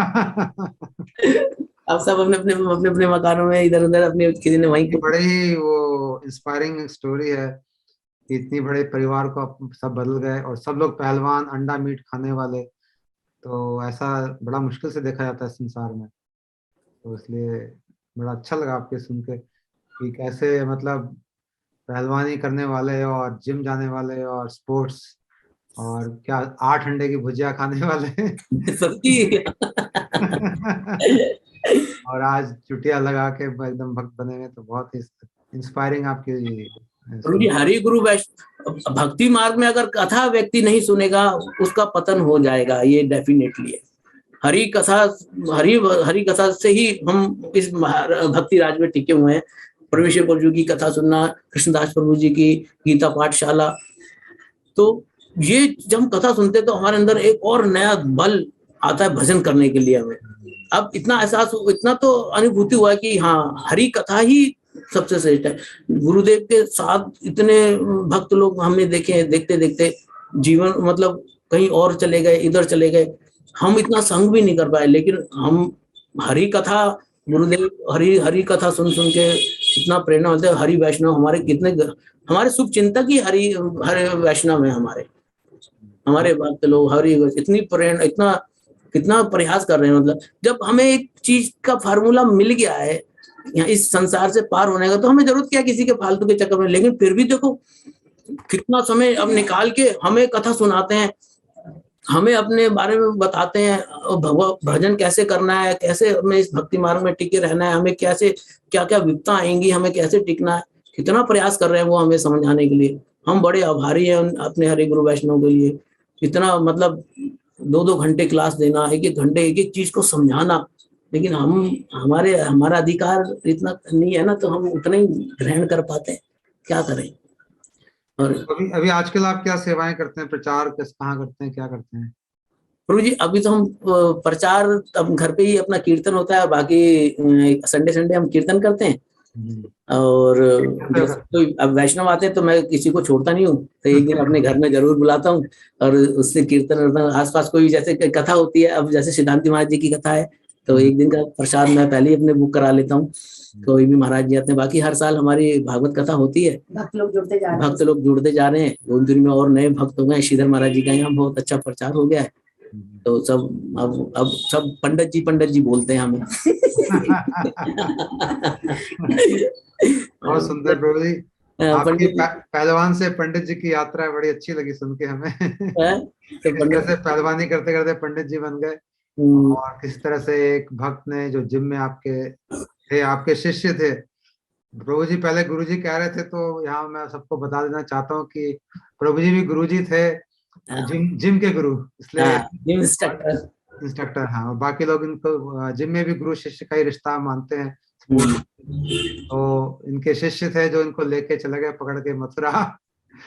और प्रभु जी मैं आप फिर उनको समझाता ला कि भाई दीक्षा ले लो, तुम दीक्षा ले लो, गुरुदेव अपना जो कार्य करने आए हैं। इतना हो गया था कि अब चले गुरुजी आप प्रकट लीला कर देंगे, तुम ले लो। गुरुजी उन्होंने हरिनाम ही लिया और आगे बढ़े ही नहीं वो। अभी तक उन्होंने गोपाल मंत्र भी नहीं लिया। जो आपको लेके गए थे मथुरा, जो हमें तो लेके गए थे, जो है ना। तो मैं उनको तो अगर 2005 में जैसे मैं गुरुजी से जुड़ा अगर मुझे जैसे श्रेष्ठ भक्त मिल जाते कि भक्ति मार्ग में कैसे लेना है, तो मैं गुरुदेव को नहीं छोड़ता। मैं गुरुदेव को भी अपने घर, मेरे अब भगवान की कृपा से, गुरुदेव की कृपा से सभी अपने सीनियर वैष्णव सब आए मेरे यहाँ। माधव महाराज जी आए, श्रीधर महाराज जी आए, सिद्धांति महाराज जी आए, वन महाराज जी आए, परमेश्वर प्रभु जी आए, नरसिंह महाराज जी आए हैं, सौरभ महाराज। अब मैं नहीं कैसे उनकी सेवा कर सकूं, बस यही उद्देश्य रहता है हमारा। और ये सब हमारे शिक्षा गुरु परमेश्वर प्रभुपाद जी से हमने सीखा ये सारी चीजें, कि वैष्णव की सेवा करते कैसे, क्योंकि वैष्णव भी हमारे शुभ चिंतक है। कोई चाहते हैं कि हम अब इस संसार में ना फंसे। अब इस यहाँ से जब उनको ये चीज, मान लो हमें एक अमीर होने का फार्मूला पता है, तो हम दूसरे को क्यों बताएं? अपने ही निकल जाते हैं, क्यों हम उनके चक्कर पड़े? वो कहते हैं ना, चाचा अपने प्राण बचा। लेकिन फिर भी वो अपना समय देके हमें कथा सुनाते हैं, हमारे जीवन को बदलते हैं। ऐसे ऐसे हमारे गुरुदेव और ऐसे हरि गुरु वैष्णव इतना प्रयास कर रहे हैं, कैसे भी जीव भक्ति के मार्ग में लग जाए, कर जाए। लेकिन अब जिसका जितना अधिकार होता है वही समझ पाता है। हम बड़े आभारी हैं अपने हरि गुरु वैष्णव के लिए। हमारे हरि गुरु वैष्णव बड़े ही सरल स्वभाव के हैं, बहुत ही कृपालु हैं, बहुत ही दयावान। हमारे श्रीधर महाराज जी अपने हमारे अब जब हमारे तीरथ महाराज जी गए, जब हमारे गुरुदेव गए थे, तब मुझे इतना एहसास नहीं हुआ।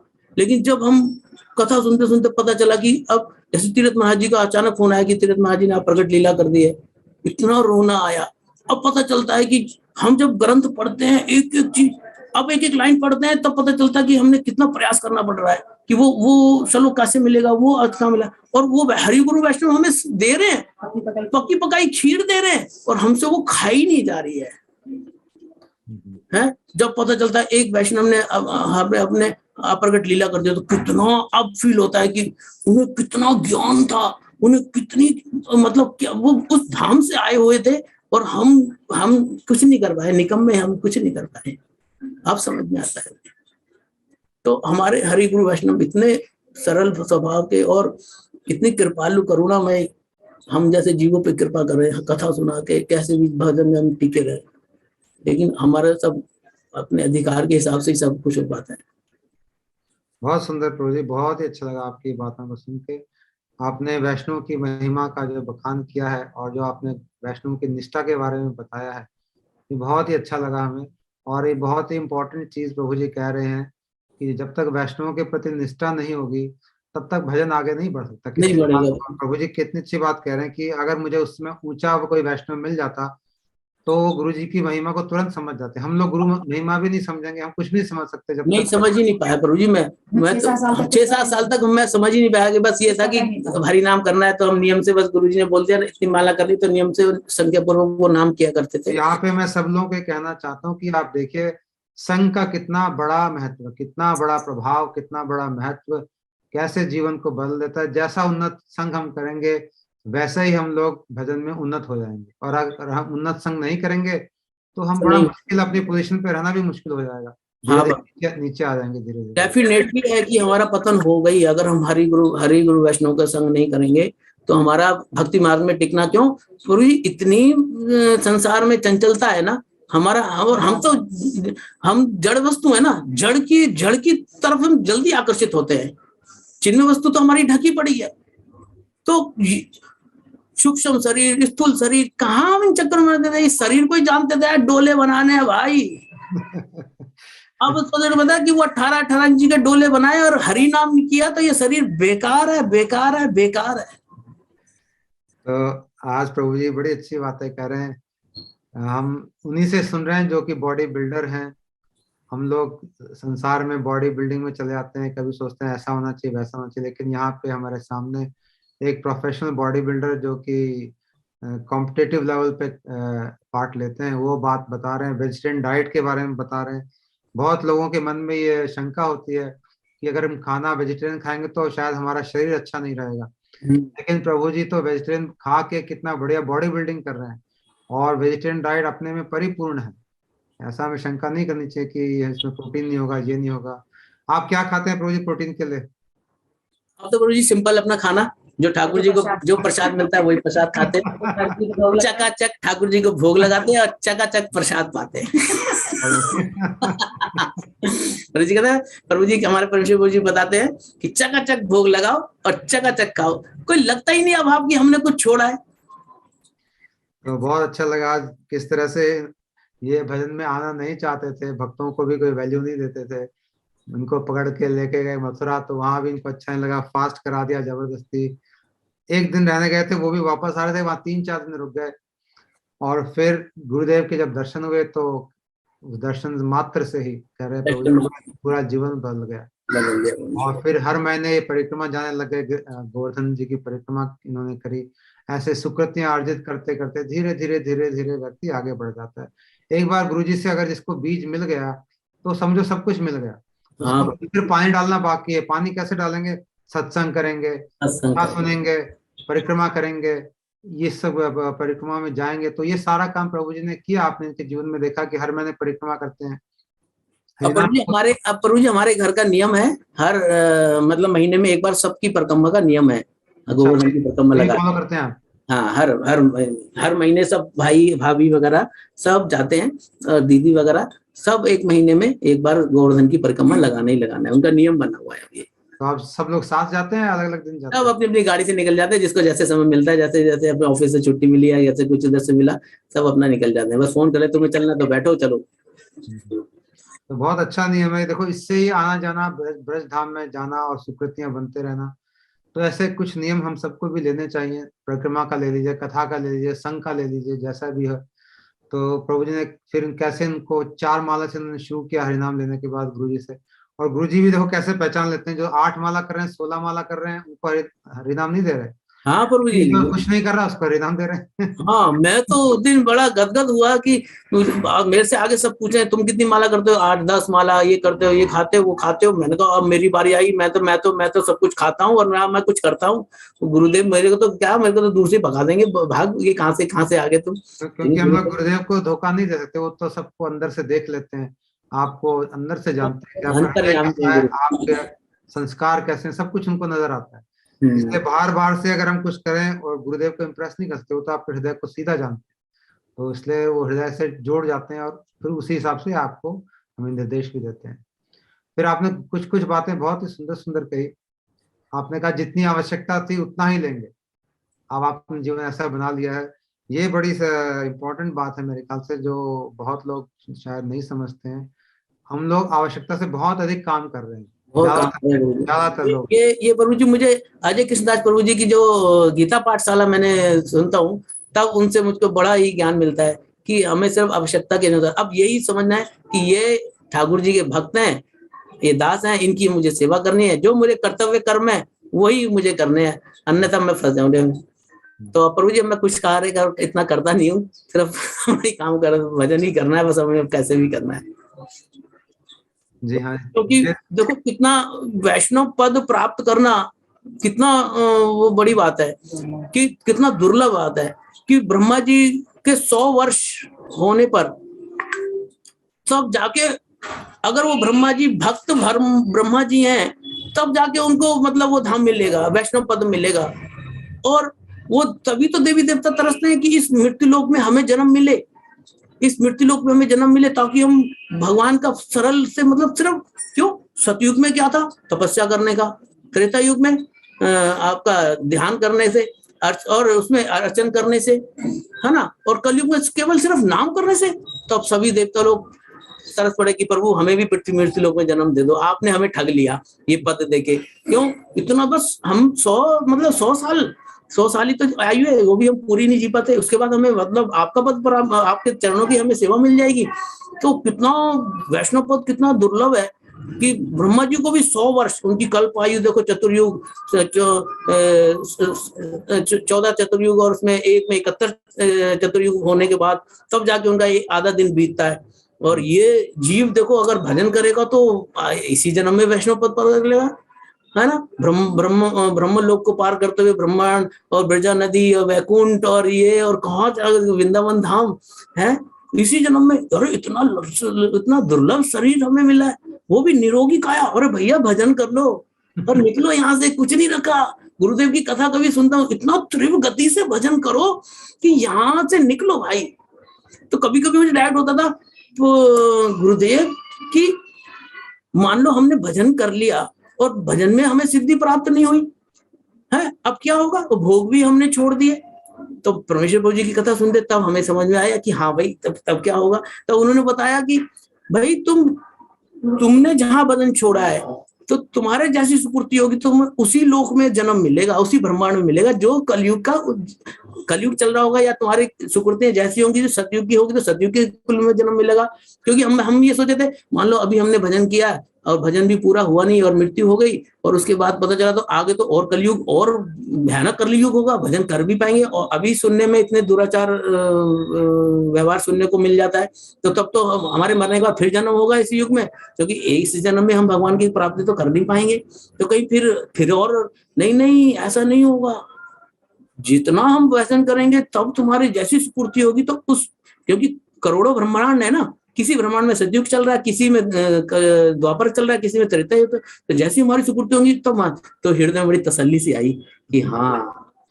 बहुत अच्छी बात आपने कही। भजन जो हम करते हैं उसका कभी नाश नहीं होता है, कभी नाश नहीं होता, हमेशा के लिए हो जाता है।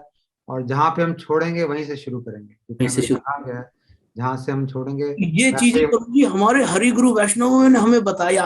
ये चीजें जो सुनते ना, भजन करने का दिल आता है, दुनिया इधर की उधर हो जाए, चाहे कुछ भी हो जाए, कोई हमें डगा नहीं सकता इस भजन से। अब हमें हमारे हरि गुरु वैष्णव की वाणी में इतना बल है कि इतना प्रगाढ़ दृढ़ता आ जाती है कि कोई हमसे माला छुड़ा तो ले।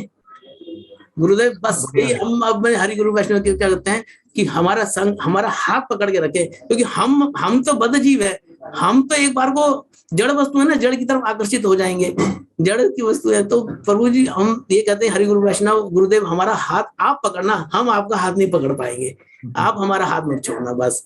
क्यों हम तो अभी हम वो है ना, रजतम और गुण से ही है, कब लोभ आ जाए हमारे हृदय में तो कब हम आपका हाथ छोड़ देते। तो लेकिन गुरुदेव आप मत छोड़ना हमारा हाथ, बस यही हमारी गुरुदेव के चरणों में विनती है। गुरुदेव किसी का भी हाथ नहीं छोड़ने वाले। गुरुदेव ने प्रॉमिस कर रखा है, हम ही लोग हैं जो हाथ छुड़ाने की कोशिश करते हैं बार बार, लेकिन गुरुदेव तो सबको पकड़ के रखा है। तो आपने बड़ी अच्छी बातें और भी कही। एक तो जितनी आवश्यकता उतना ही हम लेंगे, अगर इस प्रिंसिपल को हम लोग जान जाएं कि जितनी आवश्यकता उतना ही लेंगे, इससे ज्यादा लेने का कोई फायदा भी नहीं, लेके करेंगे भी क्या, और उसको वहीं छोड़ के जाना पड़ेगा। इसलिए इस समय को खराब ना करके उस समय को भजन में लगा दें। जैसा कि प्रभु जी बता रहे हैं कि देवता लोगों को भी भगवान ने ठग लिया, इतनी लंबी आयु दे दी, इतने सारे उनको भोग दे दिए। तो मैं कहूंगा कि खाली देवताओं को नहीं ठगा, खाली ब्रह्मा को ही नहीं ठगा, यहाँ पे मनुष्यों को भी ठग रहे हैं, जिनको बहुत सारा पैसा दे रहे हैं, जिनको बहुत सारे पद दे रहे हैं, वो सब भी ठगे जा रहे हैं। देखा जाए तो जो सरल वैष्णव है आपके जैसे और जो हमारे भक्त लोग हैं, वो लोग असली में असली काम कर रहे हैं। बाकी लोग ऊपर से देखने में तो लग रहा है कि अरे बड़ा पैसा है, बड़ा वैभव, बड़ी गाड़ियां, बड़ा बंगला, लेकिन वो कहीं भजन में आगे बढ़ रहे हैं कि नहीं, ये जरूरी है। अगर नहीं बढ़ रहे तो सब बेकार है, अगर बढ़ रहे तो कोई बात नहीं, फिर तो ठीक है, फिर कोई फर्क नहीं पड़ता। तो इसलिए हमको समय को ज्यादा इन चीजों में ना लगा के भजन में जितना लगा सके उतना लगाना चाहिए, जैसे प्रभु जी लगा रहे हैं अपने जीवन को। और आपने ग्रंथों के बारे में कही, ग्रंथ वैष्णव के अनुगत्य में ही पढ़ना चाहिए, तभी उसको हम समझ पाएंगे, जैसे प्रभु जी ने बताया है। और फिर उन्होंने अपने आरसी पेपर्स की बात कही जो खो गए थे, गुरुदेव से किस तरह से बात हुई। और यहाँ पे मैं एक कहना चाहूंगा कि भक्त लोग हर जगह अपने गुरु की कृपा का ही दर्शन करते हैं, या अपने ठाकुर जी की कृपा का ही दर्शन करते हैं हर परिस्थिति में, किसी भी चीज में। तो ऐसा ही प्रभु जी ने भी किया, जब पेपर खो गए तो गुरु जी को स्मरण किया और पेपर मिल गए, गुरु जी को धन्यवाद दिया, गुरु जी कृपा का अनुभव किया।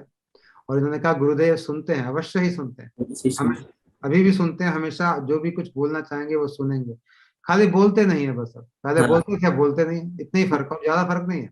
हाँ, बोलते नहीं है प्रभु जी बस। हाँ, पहले बोलते थे, अब बोलते हैं। अब किसी के माध्यम से बोलते हैं, अपने भक्तों के माध्यम से, ऐसे डायरेक्टली नहीं बोलते, लेकिन सुनते सब कुछ हैं और रिस्पॉन्ड भी करते हैं। हाँ, उसके लिए। और आपने एक और बात कही कि हरि कथा से हमें हमें जुड़ के रहना ही पड़ेगा। अगर हम हरि कथा छोड़ देंगे तो हम भजन में फिर रहना मुश्किल होगा। हरि कथा कैसे भी हो, लाइव हो, जूम पे हो, रिकॉर्डेड हो, या किताब के माध्यम से, जैसे भी हो, हम हरि कथा से हमेशा कुछ समय अवश्य ही दें।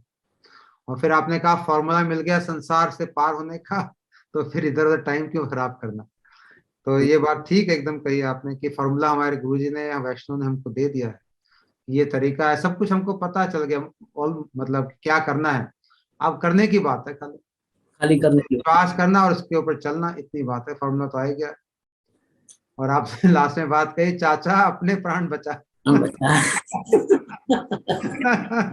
ये मुझे बड़ा अच्छा लगा, पहले भैया अपने प्राण बचाओ फिर दूसरों के बचाना। हाँ, आज ऐसा व्यक्ति हम देखते हैं कि लोग दूसरों के बचाने में लगे हैं, अपना कुछ उनको पता नहीं कहाँ जा रहे हैं, इसलिए सबसे अपनी नियम पहले सेवा छोड़ के हम अगर, खैर अभी तो हमारे इतना सामर्थ्य नहीं कि हम प्रचार कर सके, क्यों क्यों प्रभु जी बताते हैं कि तुम प्रचार करने गए, प्रभु जी मैं लाया इसको पकड़ के, पता है मेरे कहने पे इसको मैंने हरि नाम दिलाया। अच्छा, तो तुम कितने कथा कर रहे थे? वहां 10 लोग बैठे थे, 10 के 10 क्यों आ गए? 10 के 10 क्यों नहीं आए?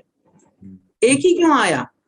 क्यों? क्योंकि उसी की सुकृतियां थी, जिसको थोड़े से ही समझाने में वो आ गया, और गुरुदेव की ही कृपा थी ना। अगर हमारी कथा में बल होता तो 10 के 10 ना लेके आते हम, खाली एक ही क्यों आया वो?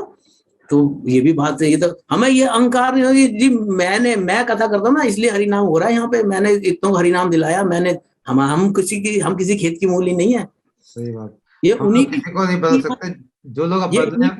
हाँ जी। हाँ प्रभु जी, ये उन्हीं की सुकृतियां हैं, उन्हीं का ही भजन है पिछले जन्म का, जो जरा से ही, नहीं तो किसी को समझाते समझाते हम पागल हो जाते हैं, भाई ये हरि नाम कर लिया करो, ये कर लिया करो, ये करा करो, हाँ कर लेंगे कर लेंगे, नहीं सुनने में आता है, नहीं करते। और किसी को थोड़ा सा वो लोग आ जाता है, उसकी सुकृतियां हैं, इतनी बलवान सुकृतियां जो थोड़े से कहने पे हमें भी, तभी तो तुम्हें कभी था ना, हम कैसे गुरु जी के शरण में आ गए, यही हमारे गुरुदेव की वो बड़े वो महिमा है उनकी।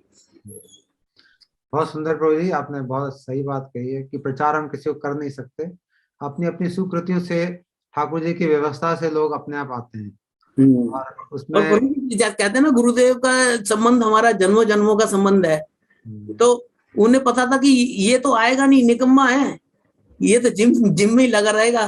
कैसे गुरुदेव ने वो परिस्थितियां तैयार करी, कैसे वो मेरी टिकट उसने कराई, कैसे अपने पास बुलाया मुझे, अब इन चीजों का एहसास होता है, क्योंकि हमारा तो कोई बल नहीं था, हम दिन चक्रों में तो लाखों गुना दूर थे। फिर आपने लास्ट में बात कही कि तीर्थ महाराज जब गए तो आपको बड़ा विरह का अनुभव हुआ। हाँ प्रभु जी, अभी एक इतना एक विरह वैष्णव, हुआ। हाँ प्रभु जी। जी एक एक वैष्णव हमारे लिए इतने कीमती हैं, हमारा बस चले तो अपने चमड़ी की ना उनके लिए जूते बना दें हम अपनी चमड़ी के, इतना इतना हमारे लिए वैष्णव, हमारे क्यों, हमारे सुहृदी वही हैं, हमारे क्या क्यों, हमारे घर के संसार तो यही है, बस खाना कमाना भैया दे जा, स्वार्थ है यहाँ संसार में, लेकिन वो बिना स्वार्थ के कितना हमें कुछ दे के जा रहे हैं कि भाई ये करो ऐसे करो, क्या फंसे पड़े हो। तो आपने ये बात कही कि तीर्थ महाराज गए तो बहुत विरह हुआ, इतना विरह हुआ कि गुरुदेव जब गए तो भी नहीं हुआ। तो भी नहीं हुआ प्रभु मैं जी। यहाँ पे बात कहना चाहूंगा, प्रभु जी जो बात कह रहे हैं, जितना हमारा जिससे संबंध होता है उतना ही हमारा विरह हो पाता है। तो अगर हमारा गुरुदेव से उस समय इतना संबंध नहीं हुआ तो अभी भी उस संबंध को बढ़ा सकते हैं, और फिर अभी भी उस विरह का अनुभव कर सकते हैं जब हम गुरुदेव को। अब तो पूरा विरह है, क्योंकि गुरुदेव से हम क्या ले सकते थे, हाँ, लेकिन वो संग की बात हो गई ना, क्योंकि जो हमें ले गए वो उन्होंने कभी हमें बताया नहीं भाई कथा भी कोई चीज होती है, या कुछ ऐसे भी कुछ करते हैं, बस उसने डाल दिया, तो हम गुरु जी के चरण में, हम तो तभी तो राधानाथ प्रभु जी की कथा याद आती है कि वो हम वो निकम्मे बच्चे थे जो प्लेटफॉर्म पे सो रहे थे, ट्रेन ना आई तो माँ ने उठा के डब्बे में डाला, हमारे बस की हिम्मत भी नहीं था, हम उस वहीं पे सोते रह जाते प्लेटफॉर्म में। तो ये, तो गुरुदेव से हमारा ये जो हम कार्यक्रम कर रहे हैं इसका उद्देश्य यही है कि हम गुरुदेव से अपने संबंध को प्रगाढ़ करें और उसको गहरा बनाएं। इस पूरे साल हमने ये कोशिश करी है गुरुदेव के सेंटेनरी में कि कैसे गुरुदेव से अपने संबंध को मजबूत और पक्का करते जाएं, उनसे विरह का अनुभव करें, उनकी कृपा का अनुभव करें, क्या उन्होंने हमारे लिए किया, कितना हमारे जीवन को बदला, क्या हमारे जीवन में बदलाव ले आए। जब कृपा का अनुभव करेंगे तो विरह का अनुभव भी होगा।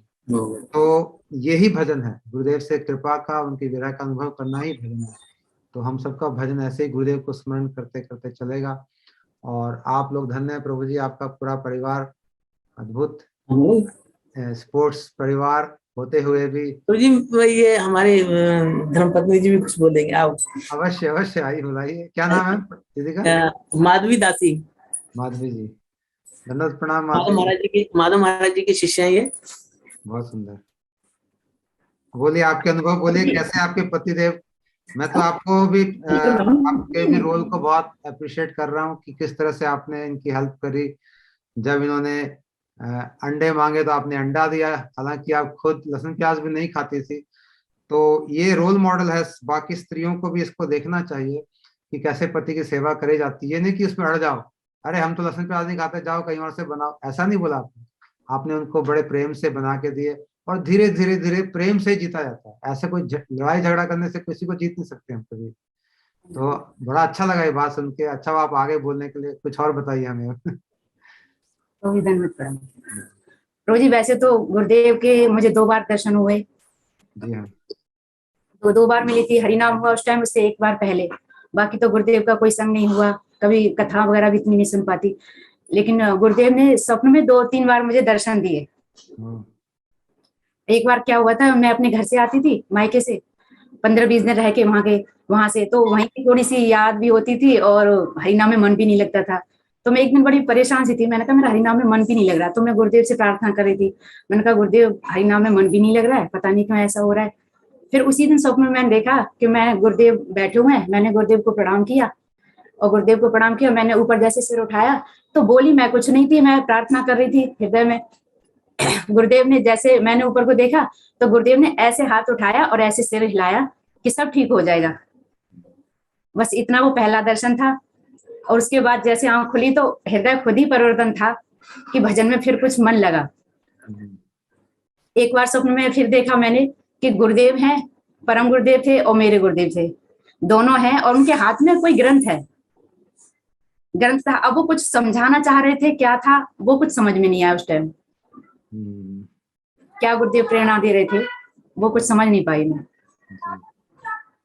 एक बार फिर स्वप्न में फिर देखे मैंने गुरुदेव की नवदीप धाम की परिक्रमा चल रही है, काफी लंबी भीड़ जा रही है, आगे आगे गुरुदेव चल रहे हैं और पीछे पीछे हम सब चल रहे हैं परिक्रमा करते हुए। ये गुरुदेव के अप्रकट होने के बाद ये 3 बार स्वप्न में गुरुदेव के दर्शन हुए। कभी कभी मुझे भी जेलसी होती है प्रभु जी, गुरुदेव इनके रोज सपने में आते हैं, कभी मेरे को गुरुदेव सपने में नहीं आ रहे हैं। ये तो गुरु जी की मर्जी है, जहां मर्जी जाए, परम स्वतंत्र है। आपको डायरेक्ट लाइव नजर आते हैं, आपको आरसी में नजर आते हैं। तो सपने में आते हैं तो अपने अपने संबंध है, अपना अपना उनसे तरीका है। हर 15 दिन बाद उठेंगे, आज मैंने माधव महाराज जी के दर्शन करे, आज मैंने परमेश्वर जी के दर्शन करे। मैंने, यार तुम बड़े धन हो, तुम्हारे चरण होने चाहिए। प्रभु जी, हम इतना वृंदावन गोवर्धन कथाएं भी होती हैं, भागवत होती है, तो उसमें हम जा नहीं पाते क्योंकि मम्मी पापा हैं घर पे, तो उनकी भी ठाकुर जी की सेवा देखनी होती है, तो चले जाते हैं। पर मैं घर पर रह जाती हूँ, इच्छा तो बहुत होती है, जब इच्छा होती है तब मुझे स्वप्न में दर्शन होते हैं। गुरुदेव की और वैष्णवों की कृपा। आप जो जा नहीं पाते उसके लिए गुरुदेव कंपनसेट कर देते हैं कि हाँ भाई, आ नहीं पाते, चलो हम इनके पास चलते हैं। और प्रभु जी, जब स्वप्न में दर्शन होता है तो हृदय में वही आनंद होता है जो हम सामने दर्शन कर रहे होते हैं उस टाइम होता है, ऐसी ही बिल्कुल अनुभूति होती है। क्योंकि जा नहीं पाते उससे विरह भी हो जाता है, क्योंकि विरह ज्यादा होता है तो फिर उसमें मिलन हो जाता है, उसमें गुरुदेव आ जाते हैं। व्याकुलता हो जाती है प्रभु जी, व्याकुलता हो जाती है। व्याकुलता, तो भजन में व्याकुलता की बड़ी विशेषता है, बड़ा इंपॉर्टेंस है व्याकुल होना। हम लोग कृष्ण के लिए, गुरु के लिए व्याकुल होंगे तभी वो मिलेंगे हमें। आराम से बैठे बैठे टांग ऊपर करके रिलैक्स करेंगे तो शायद कुछ मिलने वाला नहीं है। यहाँ तो व्याकुलता। तो हमारे हरि गुरु वैष्णव कितने भक्ति मार्ग में जब हम मिलाते हैं, क्या करना है, बड़ा सरल है भक्ति, बहुत ही सरल है। पर भी करना क्या है भाई, सुबह उठना है, 2 माला करनी है 10 मिनट, और तुलसी में जल देना है। अच्छा, बड़ी सरल है। अच्छा जी, ये करने लगे, गुरुजी प्रभु जी मैं तो ये कर रहा हूँ, अब क्या करता हूँ, 2 माला करता हूँ, तुलसी में जल देता हूँ। अच्छा, अब ऐसा करो, एकादशी भी रख लिया करो। 15 दिन में तो एक ही तो आता है। इससे क्या होता है कि तुम्हारा डाइजेस्ट सिस्टम भी ठीक रहता है। चलो जी, 15 दिन बाद वो भी रख लिया।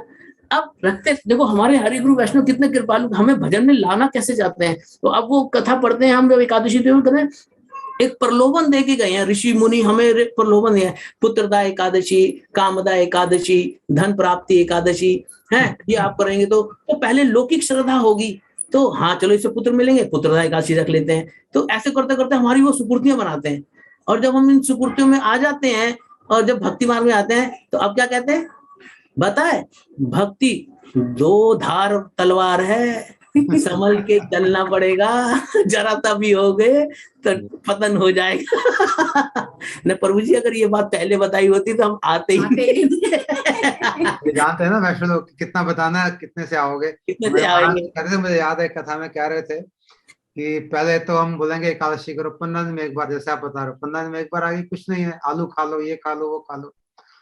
फिर कहते हैं धीरे धीरे बोलेंगे अच्छा आप जन्माष्टमी कर लो, अच्छा आप रामनवमी भी कर लो, अच्छा आप शिवरात्रि कर लो। कहते हैं ऐसे कर करके वो बढ़ाते जाएंगे धीरे धीरे, और फिर एक टाइम आएगा कहते हैं कि हर रोज ये भगवान को याद करो 365 दिन। तो धीरे धीरे धीरे धीरे धीरे आपको इसके अंदर ले आते हैं, फिर आपको उसमें आनंद भी आने लग जाता है और जीवन धन्य हो जाता है। ऐसे शुरू में बता दिया जाए तो फिर आप भाग ही जाओगे, भाग भी जाएंगे हम। आपने पहले दिन कोशिश करी मथुरा से भागने की। हाँ, मैं तो पहले दिन ही प्रभु जी स्टेशन पे ही कहने लगे मुझे जाना ही, तुम अपने मठ जाओ, मुझे तो ये बताओ दूसरी ट्रेन कब जाएगी दिल्ली, मुझे नहीं जाना यहाँ से। बड़े हमारे वैष्णव लोग इतने कृपालु दया कर रहे हैं, हमें भक्ति राज में बनाए हुए हैं, नहीं तो हमारा कोई सामर्थ्य नहीं है प्रभु जी, हम भक्ति मार्ग में इतना दिन तक टिक पाएंगे। तो हमारे वैष्णव भी हमें इतना कृपा, सही बात है, वैष्णव कृपा से ही भजन में रहा जा सकता है, वैष्णव कृपा के बिना कुछ भी नहीं। इसलिए तो हम लोग इतने सारे, आप देखो हम लोग शुरू में गुरु वंदना करते हैं, उसके बाद वैष्णव कीर्तन कितने सारे, घोड़े कीर्तन कुछ में देखो सब वैष्णव कीर्तन ही है। क्यों? क्योंकि इनकी महिमा इतनी है, वैष्णव की महिमा बहुत बहुत ज्यादा। जो लोग वैष्णव की महिमा समझते हैं उनका यथार्थ भजन होता है, और इसको समझने में थोड़ा समय लगता है। पहले तो भगवान को मानते हैं लोग, फिर धीरे धीरे गुरु को मानते हैं, फिर लास्ट में जाके वैष्णव को मानना शुरू करते हैं। हाँ भाई ये तो फिर जो वैष्णव को समझ जाता है उनकी महिमा को, उनका तो फिर कल्याण हो जाता है। और शुरू में तो प्रभु जी बड़े वो थे, जब हम जुड़े थे, तिलक दीक्षा लिया है, चुटिया रख ली, ओ जेपी तेरे को क्या हो गया भाई, अभी चल नहीं रहा पार्टी में, वहां ये और वो। मैंने नहीं भाई, अब तो ओ 100 चूहे खा के मिलनी हज को चली। लेकिन प्रभु जी आज के अब 15-20 साल में अब वही मित्र हमें कहते हैं भाई जेपी भाई आप बहुत अच्छी लाइन में हो, बहुत ही अच्छी लाइन में हो, अब हम भी ये करना चाहते हैं, हमें भी ये कराओ ऐसे। तब तो बड़े, तब कहते ना ठाकुर जी की प्रतिज्ञा, मेरे लिए तू कड़वे वचन सुन के तो देख, तेरे जीवन में रस ना भर दूं तो कहना। तो वो कड़वे वचन तब तो लगता है वो जेपी क्या हो गया, तिलक विलक चुटिया उटिया, तू कहाँ यार अपना डोले डोले चमकाने वाले, और ये तुम कहाँ ना टशन मारने वाले, कहाँ ही क्या हो गया तुम्हें। लेकिन आज वो कहते हैं कि हाँ जेपी भाई आप बहुत ही सही जगह में मतलब हो, हमें भी ले चला करो, हमें भी वृंदावन ले चला करो, हमें भी। प्रभु जी भगवान ने बोल दिया है, दुखाल्या मैं, ये जगत दुखाल्या मैं। अगर कोई कहे कि मैं जल में खड़ा होके, कोई कहे कि जल मुझको छू नहीं सकता, ऐसा हो ही नहीं सकता है। आज पता चलता है मर्सिडीज में घूम रहा है, उसमें घूम रहा है, कष्ट तो है उसे, दुख तो है। कोई श्रीधर महाराज जी बता ना, तन दुखी मन दुखी, कोई घर से दुखी, कोई व्यापार से दुखी, कोई पड़ोसी से दुखी, थोड़ी देर उसके पास बैठो तो सही, तो अपने आप बताने लग जाएगा भाग्य तो सब ठीक ठाक है, थोड़ा सा ऐसा हो रहा है, ये काम खराब हो रहा है, बस ये ठीक हो जाए, हमारी इच्छाएं नहीं खत्म होंगी। लेकिन हरि प्रभु जी जब से हरि नाम लिया तो ऐसा भी नहीं कि बिजनेस में लॉस हो गया। शुरू में मैंने जब हरि नाम लिया तो दिन दुगनी रात चौगनी मैंने तरक्की भी करी। ऐसा नहीं कि ये भजन करने लगे तो अब सारा कथा में आता है ना, कृष्ण भजन करोगे तो कृष्ण तुम्हारा सब कुछ हर लेंगे, सब कुछ हर लेंगे। तो डर के मारे इसलिए कृष्ण का भजन ही नहीं करते। अरे वो अभी हमारी अभी हमारी इतना सामर्थ्य नहीं है कि भगवान जानते हैं कि अगर इनका सब कुछ छीन लिया ना तो भाग ही जाएंगे। वो छीनेंगे जब आप छीनने के लायक होंगे, जब हम छीनने के लायक होंगे प्रभु जी, ये बहुत बड़ी, जब हमारा समर्पण तब छीनेंगे, जब हमारा शरणागति होगी हृदय से तब वो छीनेंगे। क्यों? अभी हम कच्चे हैं, वो जानते हैं कि अभी क्या छीनना है इनसे क्या नहीं, और धीरे धीरे छिनवा रहे हैं प्रभु जी। और बिल्कुल एकदम वास्तव में हरि नाम संख्या पूर्वक नाम करने से इतना तो हो गया है कि मतलब कोई प्रलोभन नहीं रहता है। जब आपको उन चीजों की वैल्यू खत्म हो जाएगी तो फिर छीने और ना छीने फर्क नहीं पड़ेगा।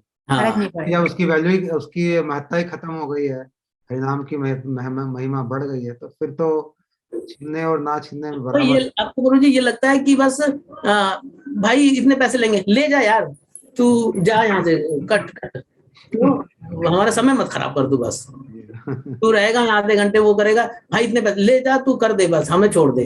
क्यों? हमें पता है कि फिर हमारी संख्या रह जाएगी, हमारा पूरा दिन बड़ा, रात के 12-1 बज जाएंगे।